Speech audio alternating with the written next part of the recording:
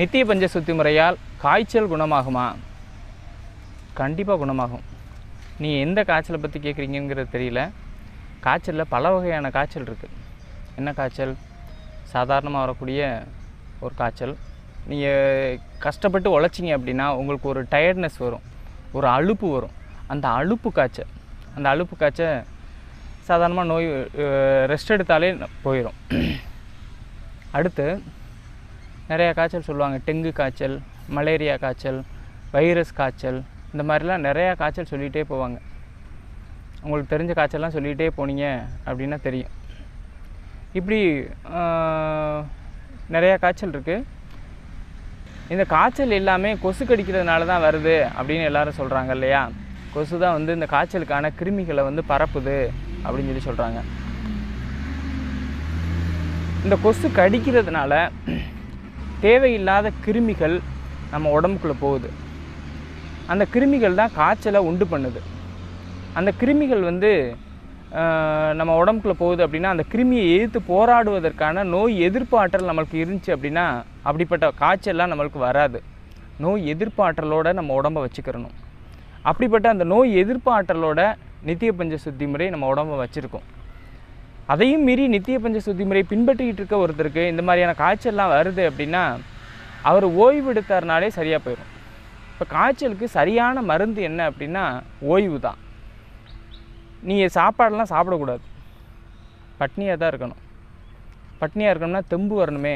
என்ன பண்ணுறது அப்படின்னா ஜூஸ் எடுக்கக்கூடிய பழங்கள்லேருந்து ஜூஸ் எடுத்து அந்த ஜூஸ் மட்டும் சாப்பிட்டுட்டு பழச்சாறு மட்டும் சாப்பிட்டுட்டு ஓய்வு எடுக்கணும். அடுத்து இந்த வைரஸ் கிருமி பரவாமல் இருக்கணும் அப்படிங்கிறதுக்காக ஆரஞ்சு பழ தோல்லாம் நம்ம உரித்து நம்ம படுக்கக்கூடிய பாய்க்கு கீழே ஒரு கோரப்பாய் விரித்து படுக்கிறோன்னு வச்சுக்கோங்க, அல்லது பெட்டு விரித்து படுக்கிறோம், விரித்து படுக்கிறோம் அப்படின்னு வச்சுக்கோங்க, அல்லது ஒரு கட்டில் படுக்கிறோம், கட்டிலுக்கு கீழே கோரப்பாய் விரித்து படுக்கிறோம் அப்படின்னா கோரப்பாய்க்கு கீழே ஆரஞ்சு பழ தோல்களை நம்ம போட்டு வச்சுக்கிட்டோம்னா அது வந்து ஒரு சிறந்த கிருமி நாசினியாக பயன்பட்டு காய்ச்சல் பரவுவதை தடுக்கும். அடுத்து நம்மளுடைய காய்ச்சலையும் அது வந்து குறைக்கும். இப்படி கடினமான உணவுகள் சாப்பிடாம பழச்சாறுகளை சாப்பிட்டுட்டு ஓய்வு எடுத்தீங்கன்னா கண்டிப்பாக அந்த காய்ச்சல் வந்து ரொம்ப விரைவாகவே குணமாயிரும். நீங்கள் டாக்டர்கிட்ட போய் ஊசி போட்டு மாத்திரை சாப்பிட்டு குணமாக்குறத விட ஓய்வு தான் வந்து காய்ச்சலுக்கு ஒரு சரியான மருந்து. அடுத்து இந்த காய்ச்சல் வந்து முதல்ல நித்திய பஞ்ச சுத்தி முறை பண்ணிகிட்டு இருக்க ஒருத்தருக்கு இந்த மாதிரியான வைரஸ் காய்ச்சல்லாம் வராது. இப்போ டெங்கு அப்படின்னு ஒரு காய்ச்சலை சொல்கிறாங்க. இந்த டெங்கு காய்ச்சல் வந்து எப்படி வருது? நிறைய பேருக்கு பரவி தான் வருது அப்படின்னு சொல்கிறாங்க. பரவி தான் வருது அப்படின்னா இப்போ இந்த டெங்கு காய்ச்சலில் பாதிக்கப்பட்டு மனைவி டெங்கு காய்ச்சலில் இறந்துருப்பான், கணவன் உயிரோடு இருப்பான். இது எப்படி? இப்போ மனைவிக்கு அந்த காய்ச்சல் வருது அப்படின்னா கணவனுக்கும் அந்த காய்ச்சல் கண்டிப்பாக வந்திருக்கணுமா இல்லையா? ஒரே வீட்டுக்குள்ளே இருக்கிறாங்க, ஒரே படுக்கையை பகிர்ந்துக்கிறாங்க அப்படின்னா கணவனுக்கு வந்திருக்கணும். ஆனால் கணவனுக்கு பரவலை, கணவனுக்கு வரல. என்ன காரணம் அப்படின்னா கணவனுடைய உடல் வந்து நோய் எதிர்ப்பு ஆற்றலோடு இருக்குது, நோய் எதிர்த்து போராடக்கூடிய ஆற்றலோடு இருக்குது. அந்த ஆற்றலை நம்ம வந்து தக்க வச்சுக்கிட்டோம் அப்படின்னா நம்ம ஆரோக்கியமாக வாழ்ந்துருவோம். அந்த நோய் எதிர்ப்பு ஆற்றலை நம்மளுக்கு உருவாக்கி தக்க வச்சுக்கிறக்கூடிய தன்மையை ஏற்படுத்துறது இந்த நித்திய பஞ்ச சுத்தி முறை தான். அடுத்து இந்த காய்ச்சலை பற்றி நம்ம பேசிகிட்டு இருக்கோம் இல்லையா? டெங்கு காய்ச்சல் அப்படின்னு பேசிகிட்டு இருக்கோம் இல்லையா? டெங்கு காய்ச்சல் அப்படிங்கிறது ஒரு நல்ல தண்ணியில் மழை தண்ணி எங்கேயாவது தேங்கி இருந்துச்சு அப்படின்னா அந்த மழை தண்ணி தேங்கி இருக்கிற அந்த மழை தண்ணியிலேருந்து நல்ல தண்ணியிலேருந்து உருவாகக்கூடிய கொசுலேருந்து தான் டெங்கு காய்ச்சல் வருது அப்படின்னு சொல்கிறாங்க. இதனால் என்ன சொல்கிறாங்க, நம்ம வீட்டில் எல்லாம் ஆட்டோவில் இருந்துச்சு அப்படின்னா அந்த ஆட்டோவில் தண்ணி தேங்கி நிற்கக்கூடாது. கொட்டாங்கச்சி இருந்துச்சு அப்படின்னா அந்த கொட்டாங்கச்சியில் தண்ணி தேங்கி இருக்காமல் பார்த்துக்குங்க, அதில் இருந்தெல்லாம் டெங்கு கொசு உருவாகும், டெங்கு காய்ச்சலை ஏற்படுத்தும். அதனால் அதெல்லாம் கவனமாக பார்த்து அந்த தண்ணியெல்லாம் நீங்கள் கீழே ஊற்றுங்க அப்படின்னு எல்லாருக்கும் பிரச்சாரம் பண்ணுறதை நம்ம பார்க்கலாம். மருத்துவர்கள்லாம் சொல்லுவாங்க சுகாதாரமாக இருக்கணும் அப்படின்னு சுகாதாரத்துறையில் இருந்தெல்லாம் வந்து சொல்லுவாங்க. எல்லாம் நம்ம கேட்டுக்கிட்டு இருக்கிறோம். நம்ம காலத்தில் எல்லாம் மிக்சி கிரைண்டர் ஆயிடுச்சு. எங்கே இருக்குது ஆட்டோரலும்? எங்கே பயன்படுத்துகிறோம்? நம்ம கொட்டாங்கச்சிலாம் பயன்படுத்தி நம்ம போடுறோமா வீட்டில்? அதெல்லாம் குப்பை தொட்டியில் போட்டு நம்ம வெளியில் போயிடுது. அதிகமாக வந்து குப்பையாக நம்ம வீட்டில் சேர்த்து வைக்கிறது இல்லை. அப்படியே இருந்தாலும் ஆட்டோரல்லையும் கொட்டாங்கச்சியிலையும் தேங்கி நிற்கக்கூடிய தண்ணினால் அதில் உருவாகக்கூடிய கொசுனால் டெங்கு காய்ச்சல் கண்டிப்பாக உருவாகாது. ஏன் அப்படின்னா இந்த ஆட்டோரலும் கொட்டாங்கச்சியும் இயற்கை சார்ந்த ஒரு பொருள். இந்த இயற்கை சார்ந்த பொருள் பன்னெடுங்காலமாக நம்ம தாத்தா பாட்டி காலத்திலேருந்து இந்த ஆட்டோரலும் கொட்டாங்கச்சியும் இருக்குது. அதிலெல்லாம் அந்த காலத்துலலாம் தண்ணி நின்று தான் இருந்துச்சு. மழை தண்ணி பேஞ்சு அப்படின்னா ஆட்டோரில் தேங்கி தான் நிற்கும். அப்போயெல்லாம் உருவாகாத இந்த டெங்கு அப்படிங்கிற புது கிருமி இப்போ மட்டும் எங்கேருந்து புதுசாக உருவாச்சு? ஆட்டோரில் நிற்கிற தண்ணினால் எப்படி உருவாச்சு? அது பொய். ஆட்டோரில் தேங்கி நிற்கக்கூடிய தண்ணியிலையும் மழை தண்ணிலையும் கொட்டாங்கச்சியில் தேங்கி நிற்கக்கூடிய மழை தண்ணிலையும் ஏற்கனவே உருவாச்சு இல்லையா, அந்த மாதிரியான ஒரு கிருமி தான் உருவாகுமே ஒழிய புதுசாக முதல்ல உருவாகிற மாதிரியான புது நோய் கிருமி ஒன்று உருவாகிறதுக்கு வாய்ப்பே இல்லை. ஏன்னா பழசு தான், ஆண்டாண்டு காலமாக இதே மாதிரி தான் நின்று வந்துட்டுருக்கு. ஏற்கனவே அதே மாதிரியான கிருமிகள்லாம் உருவாகியிருக்கு. புதுசாக எப்படி ஒரு கிருமி உருவாகும்? அப்படின்னா இந்த டெங்கு காய்ச்சல் கிருமி அப்படிங்கிறது எப்படி புதுசாக வந்தது அப்படிங்கிறத நம்ம கொஞ்சம் யோசிக்கணும். எங்கேருந்து வந்தது தெரியுமா? இதே மழை தண்ணி தேங்கி நின்றதுனால தான் வந்தது. அது எங்கே தேங்கி நின்றதுனால? சிமெண்ட் ரோட்டில் தேங்கி நின்றதுனால. நம்ம சிமெண்ட் ரோடு இருக்கு இல்லையா, எங்கே பார்த்தாலும் சிமெண்ட் ரோடு போட்டோம். கிராமத்தினுடைய முட்டிச்சந்தில் கூட சிமெண்ட் ரோடு.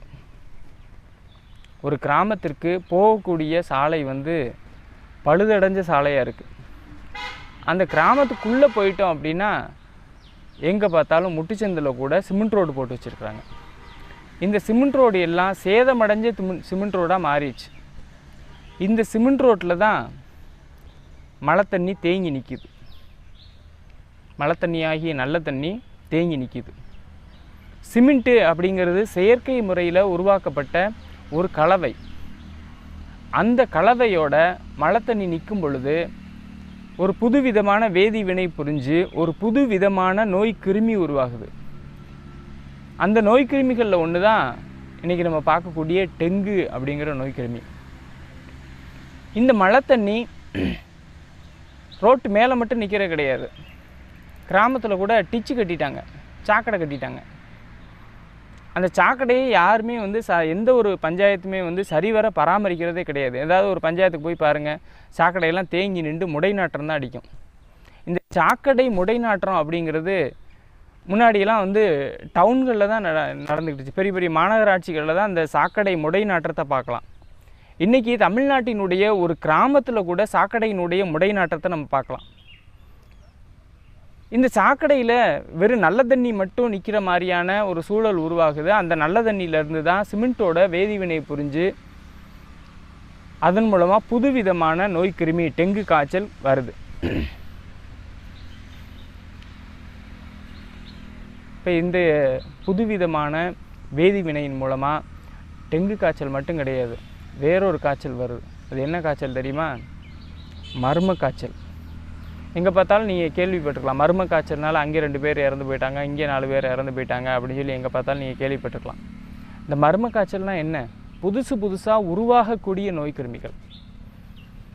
இந்த நோய் கிருமிகள் எல்லாம் புதிய காய்ச்சலை, புதிய நோயை உருவாக்கிட்டே இருக்குது.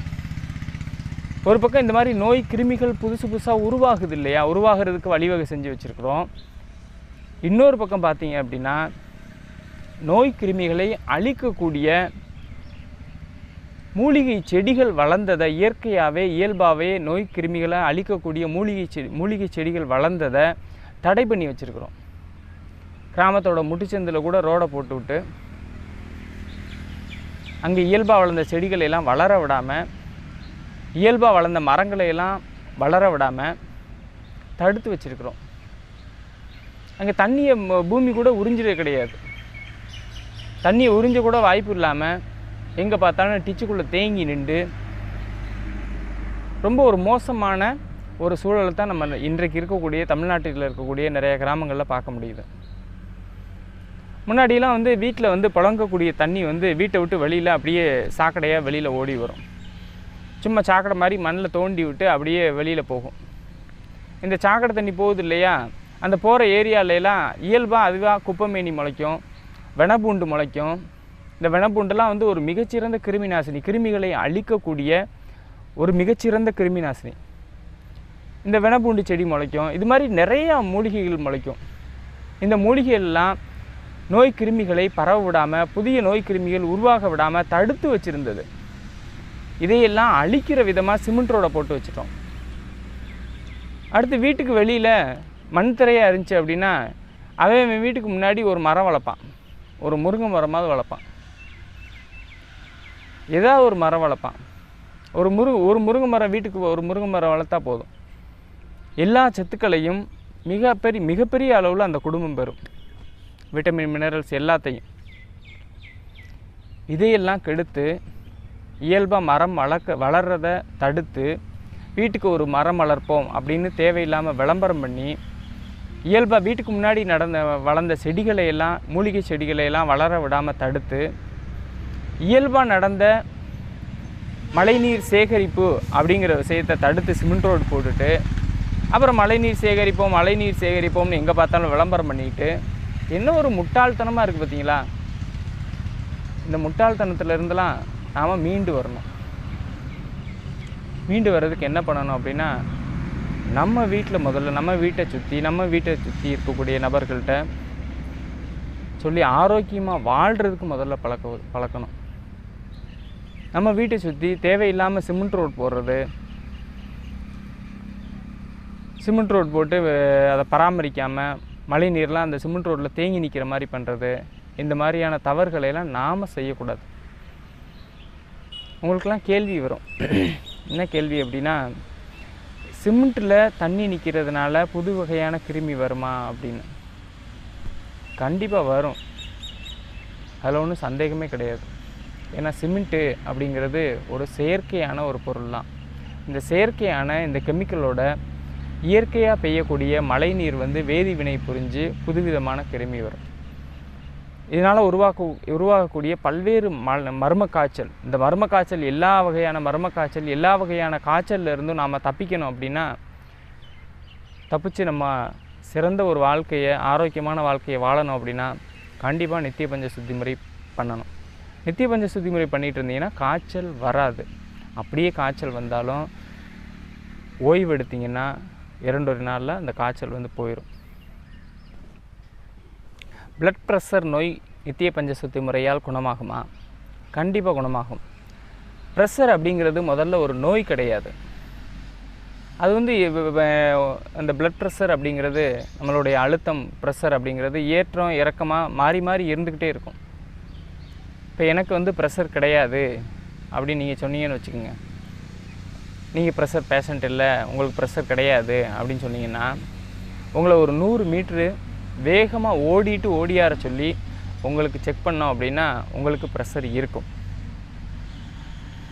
அப்போ ப்ரெஷர் கூடி இருக்கும். உடனே நீங்கள் என்ன ப்ரெஷர் நோயாளியா? இல்லை. அதனால் ப்ரெஷர் அப்படிங்கிறது முதல்ல ஒரு நோய் கிடையாது. இரத்த ஓட்டம் சீரில்லாமல் ஓடுது அப்படிங்கிறது தான் பிளட் ப்ரெஷர் அப்படின்னு சொல்கிறோம். இந்த ரத்த ஓட்டம் மாதிரி நம்ம உடம்புல நிறைய ஓட்டங்கள் இருக்குது.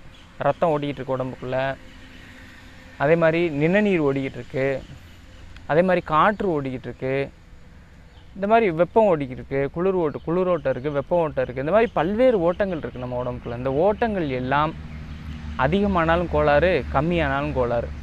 இதை எல்லாத்தையும் சமன்படுத்தி வைக்கணும். சமன்படுத்தி வச்சோம் அப்படின்னா நம்ம ஆரோக்கியமாக வாழ முடியும். இப்போ காற்றோட்டம் அப்படின்னு வச்சுக்கோங்க. காற்றோட்டம் அப்படிங்கிறது நம்ம உடம்புக்குள்ளே ஒவ்வொரு அங்கங்கள்லேயும் காற்று நிறைஞ்சு தான் இருக்குது. காயமே இது பொய்யடா, வெறும் காற்றடித்த பையடா அப்படின்னு நம்ம பெரியவங்க பாடிக்கிறத நீங்கள் சொல்லலாம். இப்போ திடீர்னு எதனால் ஒரு சுமை தூக்குறீங்க, சில பேருக்கு இந்த இங்கனுக்குள்ளே பிடிச்சிக்கிச்சு அப்படின்னு சொல்லுவாங்க. அதெல்லாம் வந்து காற்றோட்டம் வந்து ஒரு இடத்துல வந்து ஸ்ட்ரக் ஆகிறது. அதே மாதிரி ரத்த ஓட்டம் தடைப்பட்டாலும், இப்போ இந்த இடத்துல ஒரு அடிபட்டுருச்சு, உடனே ரத்த காயம் வந்துருச்சு, ரத்த கட்டு வந்துருச்சு அப்படின்னு சொல்கிறோம். ரத்த ஓட்டம் அந்த இடத்துல வந்து தேங்கி இருந்துருது. இப்படி இந்த ஓட்டங்கள் எல்லாம் தடைப்பட்டுச்சு அப்படின்னா நோய் வரும். கம்மியாச்சுனாலும் நோய், அதிகமாச்சுனாலும் நோய். அதனால் இந்த எல்லா வகையான ஓட்டங்களையும் சமன்படுத்தி வைக்கக்கூடிய ஒரு தன்மை வந்து இந்த நித்திய பஞ்ச சுத்தி முறைக்கு தான் உண்டு. அதனால் நித்திய பஞ்ச சுத்தி முறை பின்பற்றுறவங்களுக்கு கண்டிப்பாக ப்ரெஷர் நோய் வந்து இல்லாமல் போயிடும். கேன்சர் நோய் குணமாகுமா? கேன்சர் நோய் குணமாகுமா? கண்டிப்பாக புற்றுநோய் நித்திய பஞ்ச சுத்தி முறையால் குணமாகும். இந்த புற்றுநோயினா என்ன, எப்படி வருது அப்படிங்கிறத பற்றி நம்ம ஏற்கனவே பார்த்தோம். நம்ம உடம்புல வந்து நச்சு படிமங்கள் தான் நம்ம உடம்புல உள்ளே போகக்கூடிய காற்று மூலமாக, உணவின் மூலமாக, நீரின் மூலமாக உள்ளே போகக்கூடிய இந்த நச்சுக்கள் எல்லாம் வெளியேற முடியாமல், வெளியேறதுக்கு வகை தெரியாமல் ஒரு விதமான நச்சுத்தன்மையாக உருவாகும். இந்த நச்சுத்தன்மையெல்லாம் உடம்பை விட்டு வெளியேற முடியாமல் இருக்கிறதுனால, ஏதாவது ஒரு வகையில் வெளியேற்ற முடியாமல் இருக்கிறதுனால நம்மளுடைய உடம்புல எந்த பகுதி வீக்காக இருக்கோ அந்த பகுதியில் போய் அந்த நச்சுக்களை வந்து சேர்த்து வச்சிரும். தொண்டை வீக்காக இருந்துச்சு அப்படின்னா தொண்டையில் போய் சேர்த்து வச்சிரும். அதுக்கு பேர் வந்து த்ரோட் கேன்சர் அப்படின்னு சொல்கிறோம். எலும்பு வீக்காக இருந்துச்சு அப்படின்னா அங்கே போய் சேர்த்து வச்சிரும். அதுக்கு பேர் வந்து போன் கேன்சர் அப்படின்னு சொல்கிறோம். இந்த மாதிரி எந்த பகுதி வீக்காக இருக்கோ அந்த பகுதியில் போய் சேர்த்து வச்சிரும்.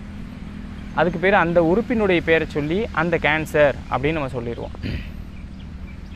இப்போ இந்த கேன்சர் நோய்க்கு நம்ம என்ன பண்ணுறது அப்படின்னா, இந்த நச்சுக்களால் உருவாகக்கூடிய கேன்சர் நோய், கேன்சர் கட்டி, இந்த மாதிரியான நோய்களுக்கு நித்திய பஞ்ச சுத்தி முறை பின்பற்றிட்டு வரும் பொழுது முதல்ல அந்த கேன்சர் நோய் வளர்றது தடைப்படும். கொஞ்சம் கொஞ்சமாக வளர்ந்துக்கிட்டே இருக்கு இல்லையா, நச்சுக்களினுடைய படிமங்களால் கொஞ்சம் கொஞ்சமாக அந்த நோய் வளர்ந்துக்கிட்டே இருக்குது. அந்த நோயினுடைய வளர்ச்சி தடைப்படும். அதுக்கடுத்த செயல் என்ன நடக்கும் அப்படின்னா, ஏற்கனவே உருவான அந்த புற்றுநோயை கொஞ்சம் கொஞ்சமாக காலி பண்ணும். ஏன்னா உடம்புல வந்து தன்னைத்தானே குணமாக்கி கொள்ளும் அறிவு அப்படின்னு ஒரு அறிவு இருக்குது. அந்த அறிவை நித்திய பஞ்ச சுத்தி முறை மீட்டெடுக்குது. அதன் மூலமாக எல்லா நோய்களையும் குணமாகுது. கேன்சர் நோயும் அதே மாதிரி குணமாகும். ஆஸ்துமா நோய் குணமாகுமா? கண்டிப்பாக ஆஸ்துமா நோய் குணமாகும். எப்படி ஆஸ்துமா நோய் முதல்ல எப்படி வருது அப்படின்னா, நம்ம ஏற்கனவே இதை பற்றி கொஞ்சம் பார்த்தோம். முதல்ல ஜலதோஷம் பிடிக்குது. தேவையில்லாமல் உடம்புக்குள்ளே போகக்கூடிய நோய் கிருமிகளை, தேவையில்லாமல் உடம்புக்குள்ளே போகக்கூடிய தூசுகளை, நச்சுக்களை வெளியேற்றுறதுக்காக உடம்பு செய்யக்கூடிய ஒரு நல்ல விஷயந்தான் ஜலதோஷம் அப்படின்னு சொல்லி நம்ம ஏற்கனவே பார்த்தோம். இந்த ஜலதோஷம் பிடிக்குது. இப்போ நீங்கள் இங்கேருந்து வெளியூருக்கு போகிறீங்க, அந்த ஊர் தன்மைக்கான ஒரு கிருமிகள் நம்ம உடம்புக்குள்ளே போகும். அந்த கிருமிகளை நம்ம உடம்பு ஒத்துக்கிறாமல் வெளியில் அனுப்புறதுக்கு துடிக்கும். அந்த துடிப்பு தான் ஜலதோஷமாக நம்மளுக்கு ஜலதோஷம் பிடிக்குது. ஜலதோஷம் பிடிச்சி இருமலாக தும்மலாக வெளியேற்றுது. அதே ஊர்லேயே தொடர்ந்து இருந்துட்டீங்க அப்படின்னா, இந்த கிருமி வந்து நம்ம உடம்புக்குள்ளே அதிகமாக வருது, இப்போ இந்த கிருமியை உள்வாங்கக்கூடிய தன்மையில் இந்த உடம்பை வந்து வச்சுருக்கணும் அப்படின்னு, நம்மளை வந்து வச்சுருக்கணும் அப்படின்னு உடம்புக்கே தெரியும். அந்த தன்மையில் வச்சுருக்கோம். நாளடைவில் அந்த ஊரினுடைய சூழல் வந்து உங்களுக்கு ஒத்து போயிடும். ஆனால் ஒரு புது ஊருக்கு போனீங்கன்னா முதல்ல வந்து ஜலதோஷம் பிடிக்கும். இப்போது பழக ஜலதோஷம் பிடிக்காது. இப்போ இதே மாதிரி பல்வேறு சூழல்களால் ஜலதோஷம் பிடிக்குது. இந்த ஜலதோஷத்துக்கெலாம் நீங்கள் என்ன பண்ணுறீங்க அப்படின்னா, டேப்லெட் போடுறீங்க, ஊசி போடுறீங்க, உடனே ஜலதோஷம் சரியாக போயிடுது. நீங்கள் டேப்லெட் ஊசி போடாமல் இருந்தீங்க அப்படின்னாலே ஆட்டோமேட்டிக்காக ஜலதோஷம் ஒரு 4 நாளில் சரியாக போயிடும். ஆனால் நீங்கள் அதுக்கு ஊசி மாத்திரை போடுறீங்க. ஒரு 4 நாளில் ஜலதோஷம் சரியாக வேண்டியது ஒரு 2 நாள்லேயே சரியாயிடும், அல்லது ஒரு நாளையிலே சரியாயிடும். அப்புறம் மறுபடிக்கும் ஜலதோஷம் பிடிக்கும். மறுபடிக்கும் நீங்கள் மாத்திரை மருந்து, ஏற்கனவே கொடுத்த மாத்திரை மருந்தினுடைய அளவு பத்தாது, மறந்து போயிருக்கும். அதனால் டோசஸை ஏற்றி கொடுப்பீங்க. இப்படி ஏற்றி கொடுத்து உங்கள் உடம்புக்குள்ளே தேவையில்லாமல் உள்ளே புகுறக்கூடிய புதுவிதமான நோய் கிருமிகளை எதிர்க்கக்கூடிய ஆற்றல் இல்லாமல் போயிடும். நோய் எதிர்ப்பு ஆற்றல் இல்லாமல் போயிடும். அதனால் நோய் கிருமிகள் எல்லாம் உள்ளே போகுது இல்லையா, இந்த கிருமிகளை எல்லாம் எதிர்க்கிறதுக்காக, வெளியில் அனுப்புறதுக்காக உள்ளக்க வந்து சளித்தன்மையை உடம்பு வந்து ஏற்படுத்துது. அந்த சளித்தன்மை அதிகமாகி அதுக்கு பேர் தான் வந்து ஆஸ்துமா அப்படின்னு சொல்கிறோம். சாதாரண ஜலதோஷமாக இருந்தது ஆஸ்துமா வரைக்கும் பரிணமிச்சிடும். பீடி குடிக்கிறவங்களுக்கு ஆஸ்துமா வருது. ஏன் வருது? பீடியில் உள்ள நச்சுத்தன்மை தான் ஆஸ்துமாவாக பரிணமிக்கிறது. அந்த நச்சுத்தன்மையை உடம்புக்குள்ள நச்சுத்தன்மை சேர சேர சேர அந்த நச்சுத்தன்மையை உடம்பை விட்டு வெளியேற்றுறதுக்கு உடம்பு வந்து துடிக்குது. அந்த துடிக்கக்கூடிய செயலையும் நாம் தடுத்து வச்சிடறோம். அடுத்து அதிகமான நச்சுத்தன்மை வந்துடுது. அதை வெளியேற்றுறதுக்காக மிக அதிக அளவில் சளித்தன்மையான ஒரு போராட்டம் நிகழுது. அந்த போராட்டத்துக்கு பேர் தான் நீங்கள் வந்து ஆஸ்துமா அப்படிங்கிறீங்க. இந்த ஆஸ்துமாவுக்கு நம்ம நித்திய பஞ்ச சுத்தி முறை பண்ணிட்டு வந்தீங்க அப்படின்னா உடம்புக்குள்ளே உருவாகி இருக்கக்கூடிய உள்ளே போயிருக்கக்கூடிய தேவையில்லாத நச்சுக்களை எல்லாம் உடம்பு வெளியேற்றி அவுட் பண்ணிடும். மலக்குடல்லேருந்து வெளியேற்றுறோம், வேர்வையிலேருந்து வெளியேறுது, எல்லா தன்மையிலையும் நம்மளுடைய உடம்புலேருந்து அந்த நச்சுத்தன்மையை வெளியேற்றுறோம். இந்த வெளியேற்றுறதுனால என்ன பண்ணுது அப்படின்னா இந்த ஆஸ்துமா அப்படிங்கிற நோய் காணாமல் போயிடும். இந்த நச்சுக்களை வெளியேற்றுறதுக்காக உடம்பு போராட வேண்டிய அவசியம் இல்லை. இதை விட்டுட்டு என்ன பண்ணுறாங்க அப்படின்னா ஆஸ்துமாவுக்காக இந்த மாதிரியான ஆரோக்கியமான செயல்பாடுகள் எதுவுமே செய்யாமல் மருத்துவமனைக்கு போய் மேலும் மேலும் ஊசி போட்டு மாத்திரை சாப்பிட்டு கடைசியில் அந்த மாத்திரையினுடைய நச்சு ஊசியினுடைய நச்சு எல்லாம் சேர்ந்து உள்ளக்க இருக்க நச்சோடு சேர்ந்து ஒரு கடுமையான நச்சாக உருவாகிருது. அப்புறம் இதோட காமெடி என்ன தெரியுமா? உள்ளே போன இந்த மாத்திரை மருந்தினுடைய நச்சை கொல்றதுக்காக ஒரு ஆயுர்வேதிக் மாத்திரையை சாப்பிட்றாங்களாம், ஆயுர்வேதிக் கேப்சூல் சாப்பிட்றாங்களாம். மாத்திரையினுடைய நச்சை போக்குறதுக்காக ஒரு மாத்திரை அப்படின்னு. இப்போ இந்த மாத்திரையினுடைய நச்சுக்களை பூரா சுத்தம் பண்ணக்கூடிய ஒரு உறுப்பு எது அப்படின்னா கல்லீரல் தான். நம்ம சரக்கு சாப்பிட்றோம்ல, ட்ரிங்க் சாப்பிட்றோம் அப்படின்னா ஆல்கஹாலினுடைய நச்சு, நம்ம இப்போ ஆஸ்துமா போன்ற கடுமையான நோய்களுக்கு நிறைய மாத்திரை மருந்து எடுத்துக்கிறோம் இல்லையா, அதில் உள்ள நச்சுக்கள் எல்லாத்தையும் சுத்திகரிக்கக்கூடிய ஒரு உறுப்பு வந்து கல்லீரல். இந்த கல்லீரலை நம்ம வந்து ஊக்கப்படுத்துறதுக்கு அதுக்கடுத்து ஒரு மாத்திரை சாப்பிட்றாங்க. கல்லீரலை ஊக்கப்படுத்துறதுக்குன்னு ஒரு மாத்திரை. இது ரொம்ப ஒரு கொடுமையானது. கல்லீரலினுடைய சுமையை குறைச்சோம்னாலே கல்லீரல் வந்து புத்துணர்வு அடைஞ்சிரும். கல்லீரலுக்கான வெளி உறுப்பு எது அப்படின்னா நம்மளுடைய கண்ணு தான். அப்போ கண்ணை வந்து நம்ம புத்துணர்வு அடைய வச்சோம், நேத்திர சுத்தி பண்ணோம் அப்படின்னாலே கண் வந்து நம்ம கல்லீரல் வந்து புத்துணர்வு அடைஞ்சிரும், நோய்கள்லேருந்து மீண்டு வந்துடும். கல்லீரல் வீக்கம் இருந்துச்சு அப்படின்னா சரியாயிடும். மிகப்பெரிய வியாதிகளே குணமாகும் பொழுது ஆஸ்துமா நோய் குணமாகாதா? தேவையில்லாத நச்சுக்களையெல்லாம் வெளியேற்றி கல்லீரலினுடைய சுமையை குறைச்சிங்க அப்படின்னா ஆஸ்துமா நோய் கண்டிப்பாக குணமாகும். அதை விட்டுட்டு மேலும் மேலும் மாத்திரை மருந்துன்னு சாப்பிட்டுட்டே இருந்தீங்க அப்படின்னா கல்லீரல் வந்து கழுத மாதிரி எவ்வளோ பொதி வச்சாலும் சுமந்துக்கிட்டு போய்கிட்டே இருக்கும். எங்கேயாவது படுத்துச்சு கண்டிப்பாக எந்திரிக்காது. அதுக்கு வேறு வழியே கிடையாது. அப்படி அந்த மாதிரி ஆஸ்துமாவில் வந்து நம்ம செத்து போயிடக்கூடாது. நம்ம நித்திய பஞ்ச சுத்தி முறையை பயன்படுத்தி ஆரோக்கியமாக வாழ்ந்து காட்டணும். மூளை வளர்ச்சி குன்றிய குழந்தைகளுக்கு நித்திய பஞ்ச சுத்தி முறை பயன்படுமா? கண்டிப்பாக பயன்படும் நண்பர்களே. மூளை வளர்ச்சி குன்றிய குழந்தைகள் எப்படி பிறக்குது அப்படிங்கிறத பற்றி இப்போ நம்ம பார்க்கலாம். குழந்தை பிறந்த உடனே முதல் மலம் குழந்தைக்கு வெளியேறும் கருப்பாக குடல்லேருந்து. அந்த முதல் மலம் சரியாக வெளியேறல அப்படின்னு வச்சுக்கோங்க, அந்த குழந்தை வந்து மூளை வளர்ச்சி குன்றிய குழந்தையாயிரும். இப்படிப்பட்ட மூளை வளர்ச்சி குன்றிய குழந்தைகளுக்கு நித்திய பஞ்ச சுத்தி முறை பின்பற்றிட்டு வரும்பொழுது மூளை வளர்ச்சி மேலும் மேலும் அதிகப்படும். மூளை வந்து ஒரு தூண்டுதல் ஏற்படும். முதல்ல மூளை வளர்ச்சி குன்றிய குழந்தைகளுக்கு பக்குவம் பார்க்கக்கூடிய அம்மாவோ அல்லது வேறு யாரோ அவங்க நித்திய பஞ்ச சுத்தி முறை பண்ணிகிட்டு இருக்கணும். அவங்க நித்திய பஞ்ச சுத்தி முறை பண்ணிகிட்டு இருந்தாங்க அப்படின்னா தான் அவங்களுடைய உடம்பு இந்த இயற்கையினுடைய பேராற்றலை உள்வாங்கி அந்த குழந்தைக்கு நித்திய பஞ்ச சுத்தி முறை பண்ணிவிடும் பொழுது அந்த குழந்தைக்கும் இயற்கையினுடைய பேராற்றலை கடத்தி சென்று ஒரு மருத்துவமாக மாற்றும். மூளை வளர்ச்சி குன்றிய குழந்தைகளுக்கு நித்திய பஞ்ச சுத்தி முறை பண்ணி விடுறோம். நம்ம அந்த குழந்தைகள் தானாக குளிக்காது, தானாக பாத்ரூம் போகாது, தானாக பல் துலக்காது. அதனால் எல்லாமே செஞ்சு விட்றோம், அம்மாவோ அல்லது வேறு யாரோ அந்த குழந்தைங்களுக்கு செஞ்சு விட்றோம். அதனால் அந்த பண்ணுறவங்க முதல்ல ஆரோக்கியமாக இருக்கணும், அவங்க முதல்ல ஆரோக்கியத்தை உணர்ந்து அதுக்கு பின்னாடி இந்த நித்திய பஞ்ச சுத்தி முறையை குழந்தைங்களுக்கு செஞ்சு விடணும். இந்த குடல் இருக்கு இல்லையா, மலக்குடல் இருக்கு இல்லையா, மலக்குடலை கழுவி வச்சோம் அப்படின்னா அதன் மூலமாக நம்மளுடைய மூளை வந்து தூண்டப்படும். எப்பயுமே நான் சொன்னேன் வந்து ஒரு வெளியுறுப்பு ஒரு உள்ளுறுப்பு இந்த மாதிரி தான் வந்து ஒரு தொடர்பில் நம்மளுடைய உடல் வந்து வடிவமைக்கப்பட்டிருக்கு. இப்போ அதே மாதிரி குடலுக்கான வெளியுறுப்பு என்ன அப்படின்னா மூளை தான். நம்ம தலையில் இருக்கக்கூடிய மூளையும் குடலும் பார்த்திங்கன்னா ஒரே வடிவமைப்பில் இருக்கும். பெருங்குடல் பெருமூளை, சிறுகுடல் சிறுமூளை, இந்த மாதிரியான வடிவமைப்பில் இருக்கும்.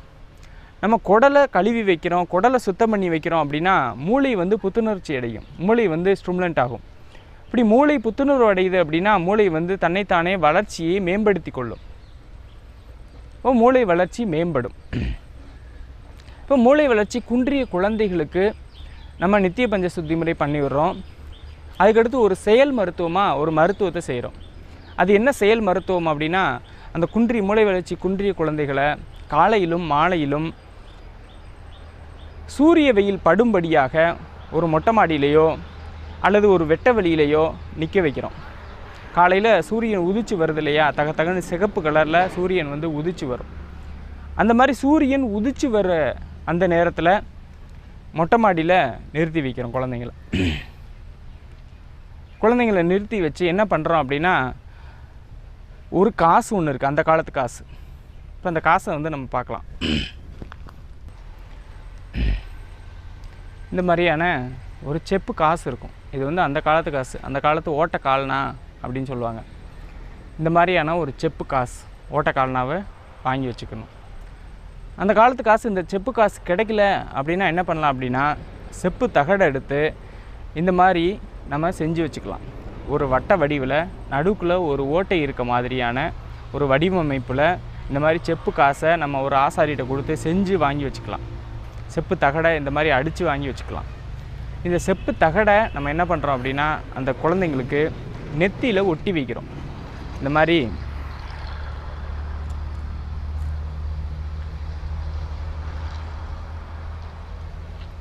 நெத்தியில் ஒட்டி வச்சிட்டோம் அப்படின்னா, ஒட்டி வச்சுட்டு சிகப்பு கலராக இருக்கக்கூடிய சூரியனை பார்க்க சொல்லணும். அந்த சிகப்பு கலராக இருக்கக்கூடிய சூரியனை இந்த மாதிரி காசை ஒட்டிக்கிட்டு பார்க்கும் பொழுது சூரியனினுடைய அந்த கதிரினுடைய பேராற்றல், அந்த சூரிய கதிரினுடைய மருத்துவத்தன்மையை அந்த குழந்தை வந்து உள்வாங்குது. அப்படி அந்த குழந்தை வந்து உள்வாங்கும் பொழுது மூளை வளர்ச்சி மேம்படும். இது வந்து எப்படிப்பட்ட சூரியனை நம்ம பார்க்கணும் அப்படின்னா, பார்க்க வைக்கணும் அப்படின்னா, சிகப்பு கலராக இருக்கிற சூரியனை தான் பார்க்க வைக்கணும். வெள்ளை கலராக இருக்க சூரியனை பார்க்க வைக்கக்கூடாது. இந்த சிகப்பு கலராக இருக்கக்கூடிய சூரியன் காலையில் உதயத்தின் போதும் மாலையில் அஸ்தமனத்தின் போதும் சிகப்பு கலரில் இருக்கும். அந்த சூரியனை பார்க்க வைக்கணும். பார்க்க வச்சா மூளை வளர்ச்சி மேலும் மேலும் அதிகப்படும். அந்த குழந்தைகளினுடைய ஆரோக்கியத்தை அடிப்படையாக கொண்ட அந்த குழந்தைகளின் முன்னேற்றம் அதிகமாகும். இது மட்டும் கிடையாது, சில குழந்தைகள் வந்து ஞாபக மறதி அதிகமாக இருக்கும். இப்போ ஞாபக மறதியை மேம்படுத்துறதுக்கு என்ன பண்ணுறது? அதுவும் இதே மாதிரி தான், இந்த நித்திய பஞ்ச சுத்தி முறையை பின்பற்றணும். அப்போ மூளை வந்து சரியான அளவில் வளர்ச்சி அடையும், புத்துணர்வோடு இருக்கும். அடுத்து இதே மாதிரி இந்த செப்பு காசை நெத்தியில் ஒட்டிட்டு சிகப்பு கலர் சூரியனை பார்க்க வைக்கணும். அப்படி சிகப்பு கலர் சூரியனை பார்த்துட்டு இருந்தாங்க அப்படின்னா போதும், அவங்களினுடைய ஞாபகத்திறன், நுண்ணறிவு திறன் எல்லாமே வளர்ச்சி அடையும். ஏன்னா மூளையினுடைய திறன் வளர்ச்சி அடையும் பொழுது சிந்திக்கும் திறன் எல்லாமே வந்து கூட ஆரம்பிச்சிடும். இந்த மாதிரி வடிவத்தில் இருக்கக்கூடிய செப்பு காசை தான் நம்ம நெத்தியில் ஒட்டி சிகப்பு கலர் சூரியனை பார்க்கணும். இப்படி சிகப்பு கலர் சூரியனை பார்க்க நம்மளுடைய மூளையினுடைய வளர்ச்சி, சிந்திக்கும் ஆற்றல், ஞாபகத்திறன் எல்லாமே மேம்படும். நித்திய பஞ்ச சுத்தி முறையால் மூட்டு வலி குணமாகுமா? கண்டிப்பாக குணமாகும் நண்பர்களே. நிறைய பெரியவங்களுக்கு வந்து மூட்டு வலி அப்படிங்கிறது ஒரு பெரிய பிரச்சனையாக இருக்கும். பெரியவங்களுக்கு மட்டும் கிடையாது, இளைஞர்களுக்கே மூட்டு வலி, ஜாயின்ட் பெயின் அப்படிங்கிறது மிகப்பெரிய பிரச்சனை. ஜாயின்ட் பெயின் எங்கெங்கெல்லாம் வரும்? முதுகு தண்டுவடம் இருக்கு இல்லையா, அங்கேயும் வந்து அதுவும் வந்து ஒரு ஜாயிண்ட்டுகளால் அமைக்கப்பட்டது தான், தொடர்புகளால் அமைக்கப்பட்டது தான். அந்த தொடர்புகளில் அந்த ஜாயிண்டில் வலி ஏற்படும். மூட்டு வலி, கால் வலி, கால் மூட்டு வலி, இடுப்பு வலி, கைகளினுடைய மூட்டு வலி, இந்த மாதிரி எல்லா வகையான மூட்டு வலிகளையும் நித்திய பஞ்சசுத்தி முறை குணமாக்கும். எப்படி குணமாக்கும் அப்படின்னா, நம்ம உடம்புல எத்தனையோ வகையான ஓட்டங்கள் இருக்குது. இரத்த ஓட்டம் இருக்குது, காற்றோட்டம் இருக்குது. அதே மாதிரி நிணநீர் ஓட்டம் அப்படின்னு ஒரு வகையான ஓட்டம் இருக்குது. இந்த நிணநீர் ஓட்டம், இந்த நிணநீரினுடைய அளவு மாறுபடும் பொழுது மூட்டு வலி வரும். இப்போ உடம்புல எந்த அளவுக்கு நிணநீர் தேவையோ அந்த அளவு நிணநீரோடு இருந்தால் தான் மூட்டு வலி இல்லாமல் ஒரு ஆரோக்கியமான உடம்பு நம்மளுக்கு இருக்கும். இப்போ நிணநீர் வந்து அதிகமாக இருக்குது அப்படின்னு வச்சுக்கோங்க, அதிகமான நிணநீர் இருக்குது அப்படின்னு வச்சுக்கோங்க, என்ன ஆகும் தெரியுமா? இந்த நிணநீரினுடைய தேவை அவசியம் அப்படிங்கிறது மூட்டுகளுக்கு தான் ரொம்ப ரொம்ப அவசியம். ஏன்னா மூட்டுகள்லாம் வந்து இயங்கும் பொழுது லூப்ரிகேஷனுக்காக, இயங்கு தன்மைக்காக நிணநீரினுடைய அவசியம் அதிகமாகுது. அதனால் மூட்டுகளில் தான் நிணநீரினுடைய தேவை அதிகமாக வேணும். அப்படிங்கிறதுனால இந்த நிணநீர் அதிகமாக இருந்துச்சு, தேவைக்கு அதிகமாக நம்ம உடம்புல நிணநீர் இருக்குது அப்படின்னா அந்த நிணநீர் எல்லாம் நம்மளுடைய மூட்டுகளில் தேங்கிடும். மூட்டுகளில் தேங்கி தேங்கி தேங்கி அந்த நிணநீருக்கு இடத்தை ஏற்படுத்தணும் அப்படிங்கிறதுக்காக எலும்புகள்லாம் தன்னைத்தானே குறைவுபடுத்திக்கிறோம். அப்போ இதைத்தான் வந்து எலும்பு தேய்மானம், ஒரு வகையான எலும்பு தேய்மானம் அப்படின்னு சொல்லுவாங்க. அல்லது மூட்டுகளில் வந்து வீக்கம் ஏற்பட்டுரும். நிணநீரினுடைய அளவு அதிகமாக தேவையில்லாத அதிகப்படியாக இருக்கக்கூடிய நிணநீர்களெல்லாம் மூட்டுகளில் தான் போய் உடம்பு வந்து சேர்த்து வைக்கும். அதனால் மூட்டுகளில் வீக்கம் ஏற்பட்டு அதன் காரணமாக மூட்டு வலி வரும். அடுத்து வந்து தேவையான நிணநீர் இல்லாமல் நிணநீரினுடைய அளவு உடம்புல கம்மியாக இருக்குது அப்படின்னு வச்சுக்கோங்க. கம்மியாக இருக்குன்னா என்னாகும் அப்படின்னா, இந்த மூட்டுகளில் வந்து நிணநீர் வறட்சி ஏற்படும். மூட்டுகளில் நிணநீர் வறட்சி ஏற்பட்டுச்சு அப்படின்னா உராய்வுக்காக, லூப்ரிகேஷனுக்காக நிணநீர் இல்லாமல் எலும்புகள் ஒன்றோடு ஒன்று உரசி எலும்பு தேஞ்சு போகும். இதுவும் ஒரு வகையான எலும்பு தேய்மானம். அப்போ நிணநீர் வந்து தேவைக்கு அதிகமாக இருந்தாலோ தேவைக்கு குறைவாக இருந்தாலோ நம்மளுக்கு மூட்டு வலி வருது. இப்போ மூட்டு வலிக்கு காரணம் என்ன அப்படின்னா, தேவையான நிணநீர் உடம்புல இல்லை, அல்லது தேவைக்கு அதிகமான நிணநீர் உடம்புல இருக்குது அப்படின்னு அர்த்தம். இப்போ இந்த நிணநீர் சமன்பாடை ஏற்படுத்துவது எது அப்படின்னா நம்மளுடைய நித்திய பஞ்ச சுத்தி முறை தான். நித்திய பஞ்ச சுத்தி முறை பண்ணிக்கிட்டே இருந்தோம் அப்படின்னு வச்சுக்கோங்க, தேவைக்கு அதிகமாக நிணநீர் இருக்குது அப்படின்னா மலக்குடலினுடைய ஈர்ப்பு தன்மை காரணமாக ஈர்த்து நிணநீரை வெளியேற்றும். அதிகமாக இருக்கக்கூடிய நிணநீரை வெளியேற்றும்.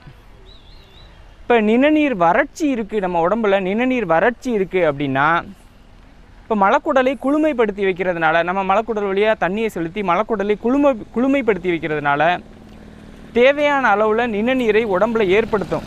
மலக்குடலில் தண்ணி ஏற்றி மலக்குடலை குளுமைப்படுத்தி வைக்கிறதுனால அடிவயிறு குளிரும் பொழுது, வெப்ப சமன்பாடு ஏற்படும் பொழுது ஒரு குளிர்ச்சி தன்மை ஏற்பட்டு நம்ம உடம்புல தேவையான அளவுக்கு நிணநீரை ஏற்படுத்தும், தேவையான நிணநீரை உருவாக்கும். அப்போ நிணநீர் சமன்பாடை ஏற்படுத்துவதற்கு நம்மளுடைய நித்திய பஞ்ச சுத்தி முறை அவசியமாகிறது. இப்போ நிணநீர் சமன்பாடு ஏற்பட்டுருச்சு அப்படின்னு வச்சுக்கோங்க, நம்மளுக்கு மூட்டு வலி வராது. அதனால் கண்டிப்பாக நித்திய பஞ்ச சுத்தி முறை பண்ணுங்கள், மூட்டு வலி இல்லாமல் வாழுங்க. இந்த நிணநீர் சமன்பாடு மட்டும் இல்லை நண்பர்களே, பல்வேறு சமன்பாடுகள், இப்போ வாதம், பித்தம், கபசுலேட்டம் அந்த மாதிரிலாம் வந்து நீங்கள் கேள்விப்பட்டிருப்பீங்க. இது எல்லாமே அதிகமாச்சினாலும் நோய் வரும், கம்மியாச்சினாலும் நோய் வரும். பித்தம் அதிகமாச்சினாலும் நோய், பித்தம் கம்மியாச்சினாலும் நோய், வாதம் அதிகமாச்சினாலும் நோய், வாதம் கம்மியாச்சினாலும் நோய். இந்த மாதிரி எல்லா நோய்களும் அதிகப்படியாவோ கம்மியாச்சினாலோ, வாதமோ பித்தமோ கபமோ அதிகமாச்சினாலோ கம்மியாச்சினாலோ நோய் வரும். இது எல்லாவற்றையும் சமன்படுத்தி நமக்கு ஆரோக்கியத்தை மேம்படுத்தக்கூடியது இந்த நித்திய பஞ்ச சுத்தி முறை தான். இப்போ இந்த வாத நோய் அப்படின்னா அந்த கைகாலெலாம் இழுத்துக்கிருச்சு அப்படின்லாம் சொல்கிறோம் இல்லையா, இந்த வாத சமன்பாடு இல்லாமல் போகிறதுனால ஏற்படக்கூடிய வாத நோய். இந்த வாத நோய்க்கு தீர்வு என்ன அப்படின்னு அகஸ்தியரையா அழகாக பதிவு பண்ணுறாரு. ஓதுகின்ற மலக்கட்டை ஒளிய வைத்தால் உடம்பிலுள்ள வாதமெல்லாம் ஒடுங்கி போகும். இப்போ மலக்கட்டு இல்லை அப்படின்னா வாத சமன்பாடு ஏற்பட்டு வாதத்தினால் வரக்கூடிய நோய்கள் எல்லாம் காலியாயிரும். இப்போ இந்த வாத சமன்பாடு இல்லாதனால தான் சில பேருக்கு ஆண்மை குறைவே வருது. ஆண்மை குறைவு, பல்வேறு வகையான ஆண்மை குறைவுகள் இருக்குது. அதில் வாத சமன்பாடு இல்லாதனாலையும் ஒரு வகையான ஆண்மை குறைவு வரும். இப்படிப்பட்ட ஆண்மை குறைவுக்கு நரம்பு தளர்ச்சி அப்படின்னு சொல்கிறோம் இல்லையா, அதெல்லாம் ஒரு வகையான நோய் தான். இந்த நரம்பு தளர்ச்சினால் ஆண்மைத்தன்மையை இழந்து போன நண்பர்கள் நித்திய பஞ்ச சுத்தி முறை பின்பற்றும் பொழுது நரம்பு தளர்ச்சி சரியாகும். ஏன்னா மலக்கட்டை ஒழிய வச்சிட்டோம் அப்படின்னா வாத நோய் ஒழிஞ்சு போயிடும். வாதம் ஒழிஞ்சு போச்சு அப்படின்னா எல்லா வகையான ஆண்மை குறைவும் சரியாயிரும். இப்போ ஆண்மை குறைவுக்கு மருந்தும் என்ன அப்படின்னா நம்மளுடைய நித்திய பஞ்ச சுத்தி முறை தான். எல்லா வகையான ஆண்மை குறைவுக்கும் நித்திய பஞ்ச சுத்தி முறை. காக்கா வலிப்பு நோய் நித்திய பஞ்ச சுத்தி முறையினால் சரியாகுமா? கண்டிப்பாக சரியாகும் நண்பர்களே. மலக்கட்டை ஒழிய வச்சிட்டோம் அப்படின்னாலே இந்த இழுவை நோய், இசுவை நோய், பயம் நோய், இந்த காக்கா வலிப்பு நோயே நிறையா பயத்தினாலேயே வரும். அவங்களுக்கு அடி மனசில் பயம் இருக்கும். அந்த பயமற்ற துணிவு நம்மளுக்கு எப்போ வரும் அப்படின்னா நம்மளுடைய ஆரோக்கியம் வெளிரும் பொழுது தான் பயமற்ற துணிவு வரும். அப்படிப்பட்ட பயமற்ற துணிவை ஒரு ஆரோக்கியமான நிலையை கொடுக்கக்கூடியது நம்மளுடைய இந்த நித்திய பஞ்சசுத்தி முறை தான். மூளையினுடைய செயல்பாடு குளறுபடியினால் காக்கா வலிப்பு வரும், வலிப்பு நோய் வரும், ஃபிக்ஸ் நோய் வரும். ஆஸ்துமாவினுடைய கடுமையான ஒரு நோய் தாக்கம், மூளையினுடைய ஒரு நோய் தாக்கம் இணைந்து தான் காக்கா வலிப்பு நோய் வரும். இப்போ இந்த மூளை சம்மந்தப்பட்ட நோயவோ குணப்படுத்தணும் அப்படின்னா நம்ம என்ன பண்ணணும் அப்படின்னா நம்மளுடைய மலக்குடலை தான் தூய்மைப்படுத்தி வைக்கணும். இப்போ மலக்குடலை தூய்மைப்படுத்தி வைக்கும் பொழுது காக்கா வலிப்பு நோய் தானே சரியாயிடும். பெரும்பாலான நோய்களுக்கு மலக்கட்டு தான் காரணம். பெரும்பாலான நோய்களுக்கு என்ன, அனைத்து நோய்களுக்குமே மனசளவில் ஏற்படக்கூடிய நோய்களுக்கு கூட மலத்தினுடைய கட்டு தான் காரணம். அதனால் மலத்தினுடைய கட்டை நம்ம ஒழிய வச்சிட்டோம் அப்படின்னா நம்ம ஆரோக்கியமாக ஜொலித்து விடலாம், ஆரோக்கியமாக வாழ்ந்து விடலாம். உடல் பருமன் நோய் நித்திய பஞ்சசுத்தி முறையால் குணமாகுமா? இன்றைக்கி இந்த உடல் பருமன் அப்படிங்கிற இந்த ஒபிசிட்டி தான் மிகப்பெரிய பிரச்சனையாக இருக்குது.